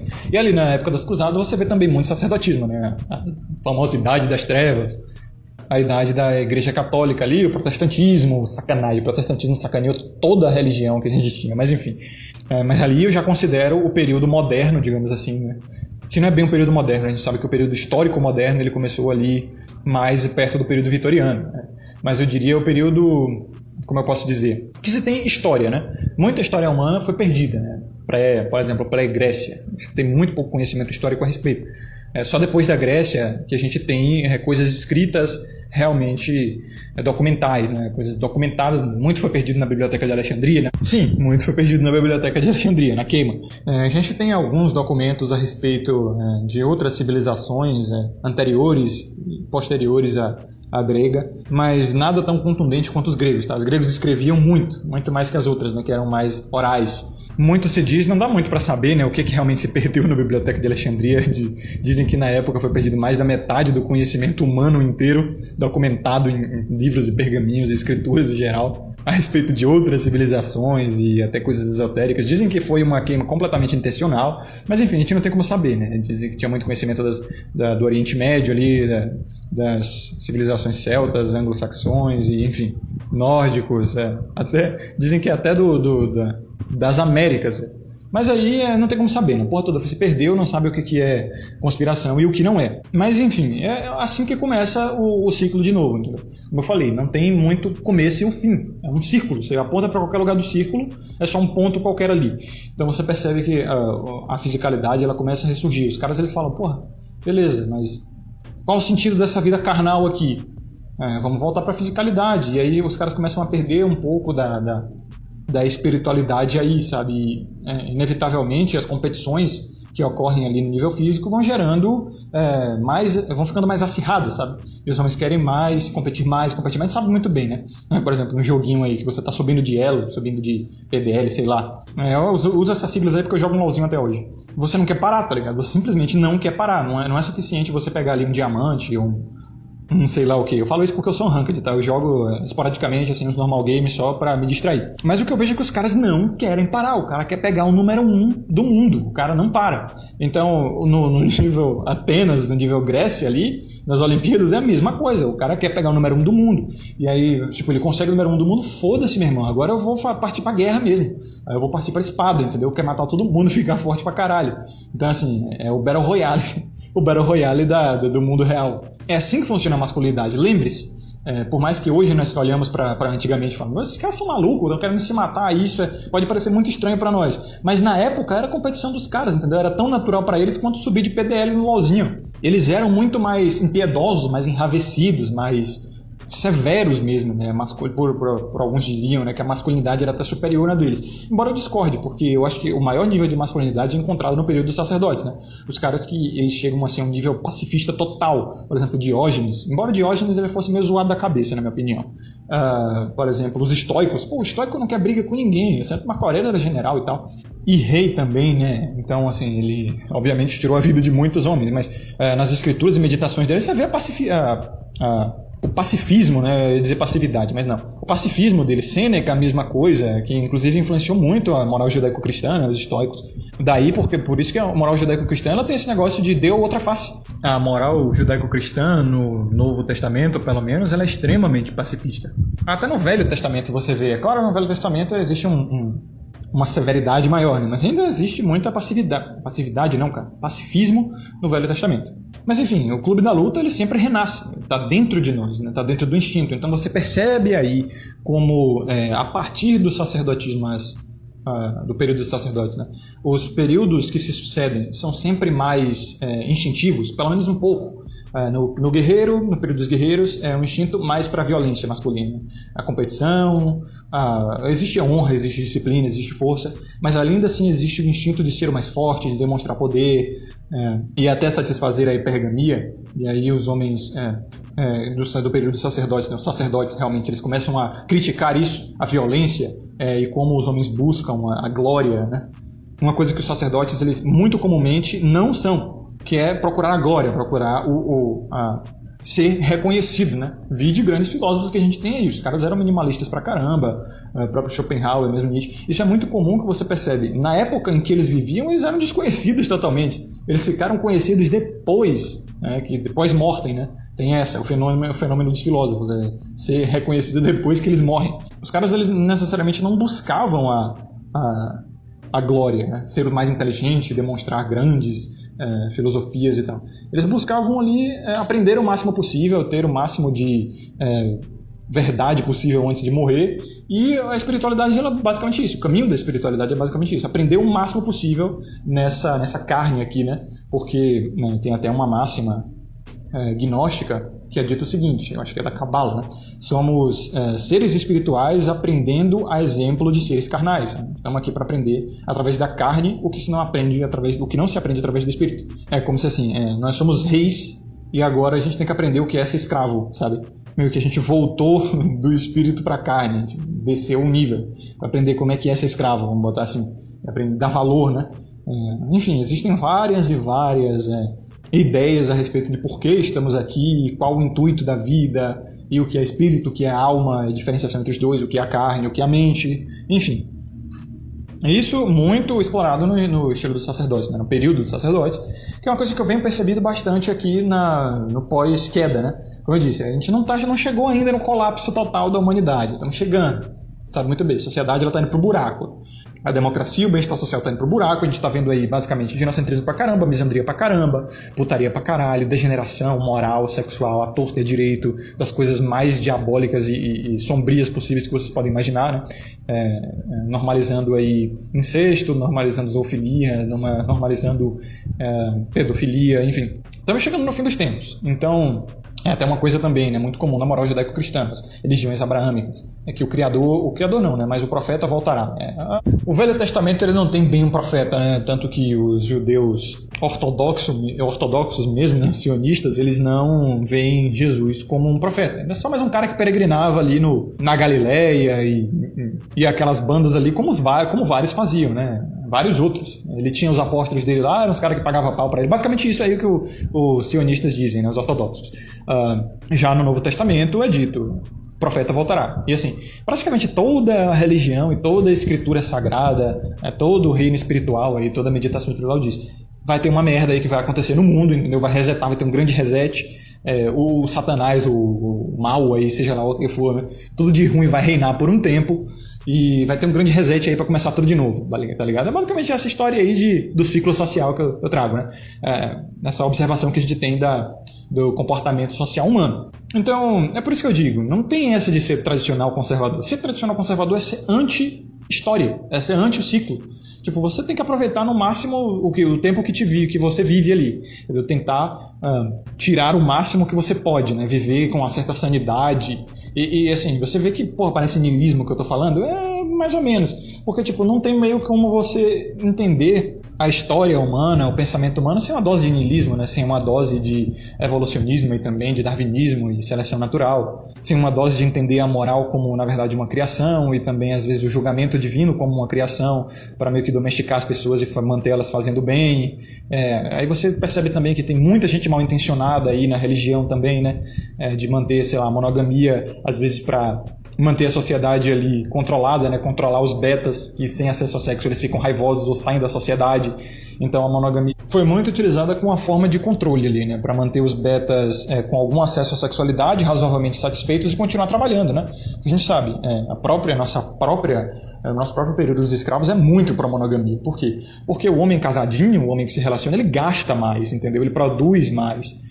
Para sua família, para sua mulher e tudo mais. Enquanto as mulheres elas vão sacaneando os homens ali, né? Elas fazem o papel, né, para os grandes poderosos, que, como eu disse, eles não são o topo da pirâmide. O topo da pirâmide são as mulheres, né? Mesmo as da base ali, as mulheres plebeias, digamos assim, né? Porque é elas que estão se beneficiando com isso. Os caras do topo da pirâmide financeira, os magnatas, eles só estão ali lucrando com o que as mulheres fazem de melhor na sociedade humana, que é fazer seleção sexual, fazer seleção dos caras mais ricos, ficar trocando sexo por provisão, basicamente prostituição, né, e proteção. E, enfim, os magnatas eles só aprenderam que isso é extremamente lucrativo e aprenderam a ganhar grana com isso. As mulheres elas estão fazendo isso porque, enfim, é o papel social delas, né? O papel biológico. Eu tenho até um vídeo para gravar a respeito disso também, o papel biológico e social, né? E cultural também da mulher. Né? Para que ela serve mesmo na sociedade? Enquanto o homem é só trabalho mesmo, ser burro de carga e receber um sexo ali para não se rebelar, né? Nunca ter acesso total a sexo. A menos que ele tenha muito poder, né? Mas o homem médio ele nunca pode ter acesso, nunca pode ficar satisfeito sexualmente, senão ele para de trabalhar. O da mulher é justamente isso, né? Ficar ali negando, né? Fazer o negging, fazer a reclamação e ficar dando e puxando e tirando. Não, você pode receber um sexozinho aqui, mas não muito, senão você fica muito preguiçoso e não vai trabalhar pra mim, entendeu?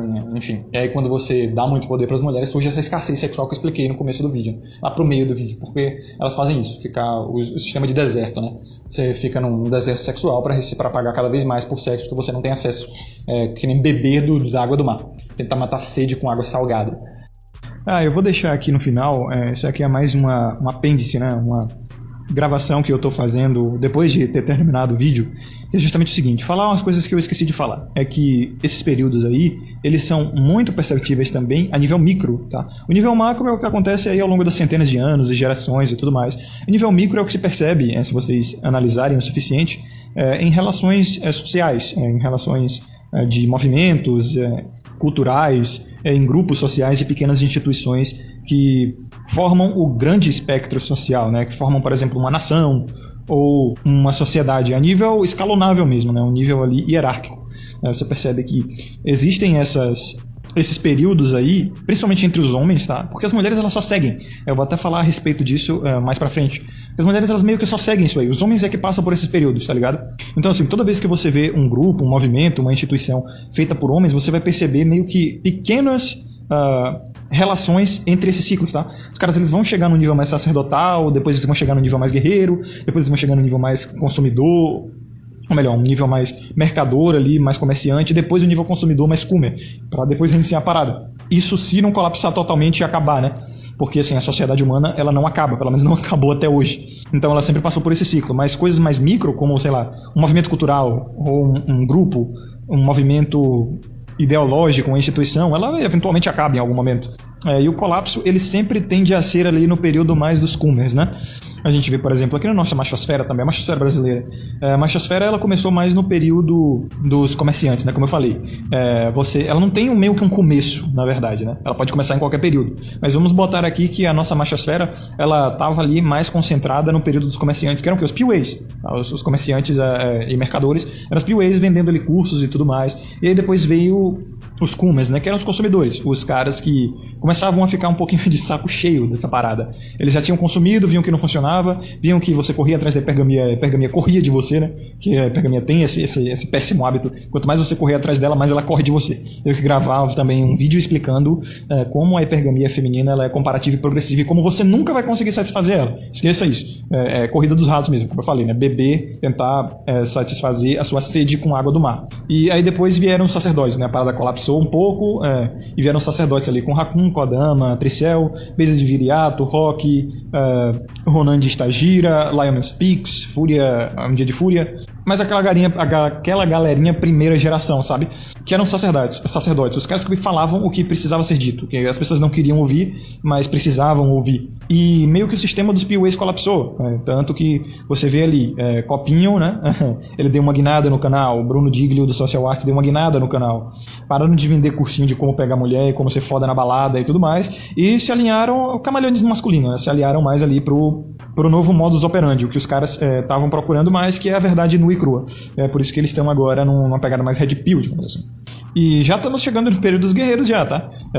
Não se engane. Já tem uns caras aí falando mesmo sobre clube da luta, literalmente. Tem uns caras falando assim, já numa coisa mais física. Não tô criticando nem dizendo que é errado e tudo mais. Por exemplo, eu não tô dizendo também que os caras estão começando a brigar e dizer que, porra, o negócio agora é clube da luta total, juntar os caras aqui pra fazer um Street Fighter ali e tirar sangue um do outro. Não, mas isso pode chegar a esse momento? Pode muito bem. Isso é muito comum, tá? Dentre os homens perdidos, assim, sem um grande significado de vida, que já perceberam ali com os sacerdotes a verdade da sociedade, começarem a ver na fisicalidade, no esporte da luta, né, um entretenimento, né, até uma forma de relação social ali, né, interação. Isso está começando na prática de exercício físico. Eu estou percebendo muito, tá? Vários caras nos comentários dos vídeos, eles falam a respeito de como você pode ir numa praça ali de calistenia e juntar com os caras que são da sua idade, você vai ser sempre bem-vindo, sabe? Isso é fato, isso é verdade. Como os caras ali em ambientes exclusivamente masculinos, né? Porque, a academia tá cheia de mulher, mas praça de calistenia raramente tem mulher, e você vai perceber como você sempre vai ser bem-vindo, independente da sua cor de pele, da sua estatura, do seu nível de VSM, se você é alfa, se você é beta, você vai ser tratado do mesmo jeito. Os caras vão botar ali você pra puxar ferro do mesmo jeito e levantar peso do mesmo jeito, se erguer ali e tudo mais. O tratamento é idêntico, é igual, é diferente das mulheres, né? Que tem sempre essa diferenciação aí de qualidade. Eu já prometi muitos vídeos nesse daqui, mas eu tenho até que falar como as mulheres elas vão, a partir desse instinto delas de fazer essa segregação a partir, né, da aceitação social, como elas vão abraçar o sistema de crédito social que está rolando na China já e que eles querem implantar no todo mundo, né? Como o Fundo Monetário Mundial, né, o You Will Owe Nothing and You Will Be Happy, eles querem implantar isso aí, velho. A Agenda 2030 também é basicamente isso. A ONU já tá com esse negócio de crédito social, tá ligado? Tipo, se você obedecer ao governo, você ganha um créditozinho social ali que talvez seja necessário, seja usado para você comprar alguma coisa, frequentar algum ambiente, ter acesso a grupos de uma galerinha ali, acesso a serviços governamentais, e se você não tiver crédito social suficiente, você vai se ferrar. É estilo aquele episódio Nosedive lá do Black Mirror, né, que em português foi traduzido para... eu não sei, nosedive em inglês é tipo cair de cabeça, né? Eu não sei pra que foi traduzido, eu sempre assisto em inglês. Mas pesquisem pelo episódio Nosedive. O sistema de crédito social que a ONU quer passar e que a China já tá rolando é basicamente aquilo ali. Usar a tecnologia como simplesmente uma máquina de controle, né? A picadinha, a tal da vacina, né, do coronavírus, é basicamente isso aí, entendeu? Já estão domesticando a população do tipo, você precisa confiar no governo porque ele sabe o que é melhor pra você, tá ligado? Se você não tomou essa picadinha aí, você não tem acesso a sistemas governamentais. Você não pode se aplicar para ser servidor público, não pode se matricular na faculdade, você não pode entrar na delegacia, velho, é sério. Claro, em caso de emergência você pode, mas se você não apresentar o seu comprovante, você não pode entrar na delegacia, fazer um BO, coisa do gênero. Mas em caso de emergência e flagrante, pode, né? Aqui no meu estado já tá rolando isso. Então essa vacina é uma prova de que você vai ser obediente, sabe? Porque a vacina, ela não diminui a sua chance de ser um vetor. Você ainda pega o coronavírus, você ainda pode passar para outras pessoas. Então não é uma questão de consciência social e para ajudar os grupos de risco, né, para você deixar de ser um vetor. Não, a vacina ela diminui a incidência dos sintomas em você, são sintomas mais leves. Ou seja, era para você tecnicamente decidir, sendo maior de 18 anos, se você vai tomar ou não. Se você quer saber, quer cuidar da sua saúde, né, sendo que a vacina faz o que promete, cumpre o que promete, né, se você vai cuidar da sua saúde ou não. Agora, não tem motivo para você ser obrigado a tomar isso, mas enfim, eu tô devaneando um pouco. Vamos falar agora a respeito das mulheres, né, como as mulheres, elas basicamente são reativas a esse sistema cíclico aí masculino, e como na verdade é sempre um matriarcado que rola, nunca existe patriarcado, né? Eu falei patriarcado no vídeo para formas didáticas aí, mas é só pseudo-patriarcado, não existe real patriarcado, é sempre matriarcado. Isso porque são elas que criam esse sistema aí. Perceba, exceto o período dos sacerdotes, todos os outros períodos eles são um pouco, a exemplo do período dos guerreiros, ou muito validativo da atenção feminina. Eles recebem muita validação da atenção feminina. Então, assim, o próprio Kodama, ele tem um texto que ele fala a respeito do DNA feminista das mulheres, né? Como elas não foram selecionadas para serem comovidas pelo masculino, né? Elas não foram selecionadas para serem condescendentes com o masculino.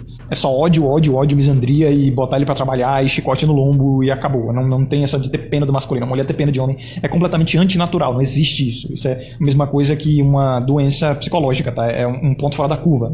A evolução não trabalhou para isso, não é natural. Então, assim, no período sacerdotal, elas escondem a sua ortodoxia feminista, né? Como o próprio Kodama dizia, o Fox Pilgrim. Elas meio que se travestem ali de uma conservadorazinha, sabe? Acata mais e tudo mais para ficar na dela. No período dos guerreiros é a mesma coisa. Elas sabem que os caras são extremamente violentos ali, elas ainda fazem a seleção delas, né? Mas elas comem mais quietinho porque elas sabem que os caras eles estão empoderados, tá ligado? Porque o poder do homem é a fisicalidade num período extremamente físico. O homem é o mais empoderado, então ela tem que dançar conforme a música. Mas assim, no período dos comerciantes, as asinhas delas começam a abrir, né? Começa a mostrar aquela carinha diabólica. Que é o seguinte, a pergamia começa a florar pra caramba, elas começam a selecionar os homens através da riqueza e começam a ser usadas, como eu expliquei, né, como mercadoria. Elas começam a se objetificar. Elas sabem que porque os consumidores, né, eles estão sendo mal acostumados pelos mercadores a sempre que terem os seus desejos atendidos, elas começam a perceber que nesse livre mercado aí, elas podem ser uma mercadoria, elas se objetificam, todo mundo sabe disso aqui na machosfera, é fato que as mulheres se objetificam, não é o homem que objetifica as mulheres, elas mesmas se tratam como prostitutas e começam a ficar trocando o seu sexo por provisão e proteção e atenção e etc, né? É só você ver o que rola em rede social, você vê rola em OnlyFans e tudo mais, basicamente não existe mais nenhum, até o casamento é um tipo de prostituição, né? Sexo é tudo que elas são, sexo é tudo que elas têm, elas não têm nada a oferecer aos homens, que são realmente os produtores de mercadorias, né? O que elas precisam, os produtores de provisão e proteção, os que oferecem isso. Então, a única coisa que interessa aos homens é o sexo das mulheres, realmente. Mas não só o sexo, né? Não assim a ponto de o homem só interessa por sexo e tudo mais, é uma crítica que elas fazem, mas é totalmente infundada porque é diferente delas, né? Existe no imaginário masculino uma seleção, né? Um imperativo feito para ser comovido, né? Pelas mulheres. Por isso que elas usam a neotonia, né? Elas evoluíram para se parecerem como crianças, para roubarem a comoção que a espécie tem com crianças, né? O nariz curto, o queixo retraído, né, o nariz pequeno, a proporção física ali, né, o nível de gordura, como a própria Estevila dizia, né, mulheres são crianças sexualizáveis. Elas são idênticas a crianças, só que tem um sex appeal ali, né? Elas liberam tesão no homem por causa das curvas e tudo mais, feromônios até, enfim. Mas elas sempre estão tentando roubar a provisão e proteção natural que a gente tem para com crianças. Então, assim, o próprio Nietzsche dizia, o próprio Freud dizia, o próprio Schopenhauer dizia, prostitutas por natureza, acabou. A Esther Vilar também, né? Adorava dizer isso nos livros dela. Então, aí, no período dos consumidores, a coisa fica ainda pior, né? A gente está vendo aí no período dos consumidores ou coomers, né? Como o genocentrismo é alto e como elas adoram esse período. E, no fim das contas, elas são aceleracionistas para esse período, tá? Enquanto o homem ele é mais aceleracionista, né? Pelo menos os que são. Mais o período dos sacerdotes, talvez o período dos guerreiros ali, que é o que ele mais gosta. As mulheres são aceleracionistas pro período dos mercadores e o período da comercracia, tá? Então é meio que um jogo de interesses ali, né? A mulher ela se beneficia mais dos períodos mais hedonistas e o homem se beneficia mais dos períodos menos hedonistas, dos períodos mais masculinos e elas dos períodos mais femininos. Então você percebe que existe, né, se você observar, uma pressão às mulheres de trazer o progressismo para dentro de casa, né, e progredir para esse período mais coomer.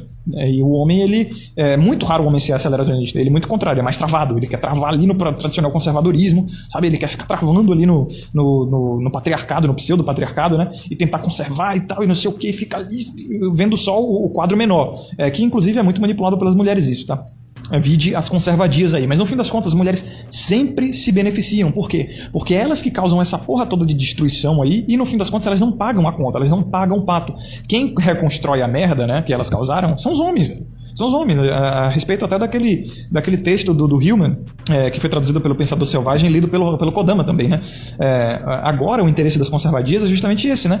Elas recuperaram, entre aspas, os botões de compaixão com os homens, não recuperaram porque elas nunca tiveram, né? Elas estão fingindo isso justamente porque a festa acabou, cara. A festa acabou e agora elas precisam que os homens limpem a bagunça, né? As conservadias são basicamente isso, a comercracia está caindo e elas agora precisam se travestir, né? Para trazer os homens de volta para a plantação. Então, não se confunda, eu já gravei um vídeo de como vai ser a sexta onda feminista e eu tenho que gravar também como é o ciclo das ondas, né, feministas, que tem muito a ver também com esse vídeo aqui, que eu vou usar como referência também esse vídeo para gravar os outros vídeos, né, tenho 2 vídeos para gravar a respeito desse, que é o ciclo das ondas feministas, né, que tem, na minha opinião, 8 ondas, né, o Raccoon previu a sexta, eu previ a 7ª e a 8ª. Eu digo que é de minha autoria porque se houve algum outro pensador aqui da machosfera que veio com essa teoria, eu não encontrei ainda, tá? Mas eu surgi com essa aqui, pelo menos que eu saiba. E também tem um outro vídeo a respeito do ciclo de ressentimento, tá? Como as mulheres elas usam esse ciclo de ressentimento através dos períodos da humanidade e também dos ciclos feministas. É o seguinte, uma prévia para vocês entenderem. Elas dizem que no período patriarcal, pseudo-patriarcal, né, dos guerreiros e o começo dos mercadores, elas eram tratadas como mercadorias, né, quando na verdade elas mesmas se objetificam. A gente prova disso, né? É o que a gente está vendo hoje em dia. Elas dizem que eram tratadas como objetos e que apanhavam e sofriam abusos e eram cerceadas e tudo mais, quando a gente sabe, como eu expliquei nesse vídeo, os sacerdotes eles vêm com esse controle da sexualidade feminina porque eles sabem que dá merda. Se você deixar a sua sexualidade feminina correr solta, dá merda. A gente vê exemplo agora do período dos consumidores, né, o período dos coomers. A sexualidade feminina está correndo solta e está indo tudo pro buraco. É a perversão da infância, a perversão dos animais, perversão de tudo aí. Elas querem sexualizar tudo, literalmente tudo, confundir os gêneros, bagunçar tudo, enfim. Putaria, tortia direito, isso é sacanagem, isso é hedonismo. Então se você não controla as mulheres, a sua sociedade vai pro buraco. E elas ficam dizendo, né, elas usam inclusive a memória masculina que é extremamente curta. Os homens não veem o quadro maior, tá? Só os sacerdotes conseguem ver esse quadro maior. A maior parte dos homens, eles têm a memória curta e acham que só existe o patriarcado e a degeneração. Não é, existe muito mais além disso. Não existe real patriarcado, é só pseudo-patriarcado e o matriarcado é o que impera. Então elas dizem que no patriarcado era assim, assado, era tudo muito ruim. E aí, como eu disse, né, elas reclamam para conseguir mais recursos. Mesmo elas estando no paraíso, como exemplo de Eva, né, elas vão querer reclamar e dizer que está tudo uma merda para conseguir mais e mais. Esse é o imperativo feminino, essa é a função social e biológica feminina, que eu vou explicar melhor em outros períodos, ou em outros vídeos, como esse vídeo do ciclo de ressentimento. Né.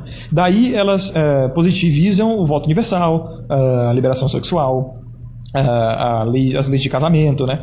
As leis de divórcio, os benefícios e privilégios estatais, o próprio Estado, tá? Eu tenho que explicar também como as mulheres criam o Estado, vai ter um vídeo à parte. Só que tudo tem que acontecer de uma forma didática, porque tem vídeos que eu tenho que fazer antes para explicar depois e fazer outros vídeos depois e explicar a vocês como essas coisas acontecem, tá? Então esse aqui do ciclo, ele é a base de tudo. Mas enfim, elas criam o Estado e aí elas usam o Estado para esmagar os homens e ganhar benefícios e tudo mais. E tudo isso, quem na verdade cria é o homem, tá? Ele que faz o trabalho mesmo, de morrer por ideais e construir ali as construções, né, os prédios e casas e tudo mais, e elas só ficam reclamando e fazendo o trabalho ideológico ali, o trabalho oral, né, de ficar enchendo o saco. E aí o que acontece? Elas aceleram para o período dos comerciantes e dos consumidores, dá merda, e aí quem fica ressentido é o homem. Quando o homem fica ressentido, ele vem para o período mais sacerdotal, né, como eu falei, ele olha para a carne e fala, meu Deus, isso aqui é tudo uma merda, eu preciso buscar mais sentido na minha vida. E aí depois que eles encontram o sentido espiritual e tudo mais e descobrem a verdade da carne, né, eles falam, porra, agora o que é que eu vou fazer com a minha carne? Eu não vou me matar. Eu vou dar um sentido pro meu corpo, vamos pra batalha, entendeu? Vamos fisicalidade, vamos treinar, vamos guerrear e etc. E aí você percebe, com o ressentimento que os homens têm com a destruição que as mulheres causaram, eles criam os dogmas, né, que cerceiam a sexualidade feminina, a participação feminina na sociedade, o poder feminino, que sempre dá merda. As mulheres se ressentem com essas proibições e aí positivizam, né, com o Estado e, enfim, a liberação sexual, o voto universal e tudo mais. E aí elas fazem merda e aí os homens recriam todos esses dogmas e é só um ciclo disso aí. Fica nessa. E vocês percebem isso no macro da sociedade, tá estudando a história das civilizações, tanto no micro, por exemplo, o movimento de direito dos homens. Piada é o movimento de direito dos homens, basicamente isso.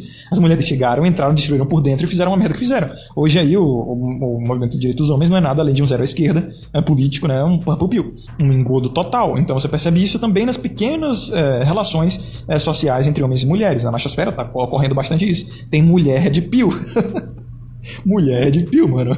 Pra vocês verem, entendeu? Então, já elas tentando negociar de novo e entrar, né? Como eu fiz a postagem no meu canal do YouTube, né, na comunidade lá, como elas entram nos ambientes e destroem por dentro. Depois elas vão começar a reclamar e dizer, vocês brincam muito pesado, vocês são muito generalizadores com as mulheres e tudo mais, e tudo tem que melhorar. E aí elas vão trazendo progressismo e acelerando para o período dos mercadores e dos consumidores, né, os Kumers. Então você entende agora como tudo faz sentido, como tudo tem a ver com espiritualidade, tudo tem a ver com social, com o cultural, com o imperativo biológico, tudo se entrelaça, cara. Não existem coincidências, não existe nada separado, é tudo junto nessa porra toda. E é por isso que eu tenho que ir fazendo uma forma didática para vocês entenderem. Primeiro eu vou explicando isso aqui, depois eu vou explicar os ciclos do feminismo, depois o ressentimento das mulheres, tá? Na verdade, eu acho que o ressentimento vai vir antes, né? O ciclo de ressentimento entre homens e mulheres vai vir antes. Depois os movimentos feministas, né? O ciclo dos movimentos feministas. E, enfim, aí a gente vai vendo o que é que vai surgir depois. Então, vocês entendem agora, como não tem como conservar porra nenhuma, o máximo que você pode ser aceleracionista, enquanto as mulheres aceleram pro lado delas lá o período dos mercadores e dos consumers, né? Os consumidores e Kumers. A gente tem que fazer a contraparte e acelerar para o período dos sacerdotes e guerreiros no máximo. É isso aí. Se você ainda quer viver em sociedade, né? Se você não quer viver em sociedade, tá com foda-se pra essa porra toda, faz que nem eu. Sai fora, tá ligado? Some, vira um ghost, vira Volcel, né? Começa a apelar pra tecnologia aí pra ver se ela vai quebrar esse ciclo, trazer pelo menos uma melhoria de vida pra você. E dane-se a sociedade, cara. Foda-se a sociedade. Então, é isso aí. Então, é basicamente isso. Vocês percebem agora como não tem como você ser tradicional conservador, é só aceleracionismo mesmo. Você faz a coisa acelerar aí, a roda girar, entendeu? E o máximo que você pode fazer, se você gosta mais do período do sacerdote ou dos guerreiros, é acelerar o colapso, sabe, pra coisa reiniciar. Passou o período dos guerreiros e você tá numa merda aí no período dos comerciantes, no período dos escravos, não gostou? Acelera, tenta aí fazer a sociedade acelerar, entendeu? Porque o colapso ele vai surgir em algum momento. É inevitável, o colapso tem que ocorrer. Então acelera essa roda aí. Acelera. Tem um vídeo do Trunks do Futuro que ele fala sobre aceleracionismo. Ele confunde um pouco o aceleracionismo moral, né? Que não é necessariamente isso, o aceleracionismo. O aceleracionismo não é necessariamente a honk pill, né? É só um cara que ele viu a natureza e, porra, ele vê o quadro maior, ele vê que é uma roda. Entendeu? Não tem como você parar essa roda. O máximo que você pode fazer é juntar ali com a galera para rodar essa roda mais rápido e quando chegar ali no período que você mais gosta, aí tu fica na paz. Opa, gostei, vou viver aqui. Entendeu? Muitas vezes o seu período, esse período não vai chegar na sua lifespan, na sua expectativa de vida. Você provavelmente nasceu e morreu como nós aqui dessa geração, né? Nascemos e vamos morrer no período dos escravos, mas paciência, né? O que a gente pode fazer? Apelar para a tecnologia. Tecnologia venha quebrar esse ciclo, essa roda aí, venha, ou então acelerar essa roda para o colapso vir logo e ver o que é que vai rolar, porque ficar segurando, tentando segurar o ciclo da sociedade para um patriarcado que não existe é uma masturbação mental completamente diabólica. Não existe mais essa coisa de voltar no tempo, ficar parado aqui tentando salvar. Meu irmão, adianta, velho. Acelera essa porra aí, ou enfim. E seja o que Deus quiser, né? Não tem mais pra onde correr. Então, enfim. Deem uma olhada nos links na descrição. São excelentes materiais de apoio, tá? Para vocês entenderem melhor. Leituras que eu recomendo para vocês entenderem melhor. O Anticristo de Nietzsche, indispensável, né? Caso vocês tenham alguma dúvida, podem perguntar nos comentários, eu vou sempre estar disposto aí a responder. O Anticristo de Nietzsche ele traz muita reflexão a respeito do que eu falei sobre deísmo, né, que é politeísmo e monoteísmo e a função social de Deus, né, e como ele é relacionado ao Criador e tal. O Cristianidade Pura e Simples, do C.S. Lewis, livro muito bom. Meio Tradcuck, fala errado do casamento, fala. Não confundam, né, se vocês forem ler esse livro, que eu acho que nem tem em português, eu li ele em inglês. Tem no YouTube, acho que tem audiobook no YouTube. Eu li o audiobook dele, não li o audiobook, não, eu vi o audiobook dele no YouTube em inglês. O nome em inglês é Mere Christianity, né, Mera Cristandade, se vocês traduzirem livremente. Foi traduzido para Cristianidade Pura e Simples, do C.S. Lewis. Tem cortes dele e o audiobook total no YouTube, pelo menos tinha na época que eu ouvi. No geral é só isso. Um forte abraço para vocês que acompanharam aqui até o final, desde o começo, né? E é para vocês que eu me dirijo.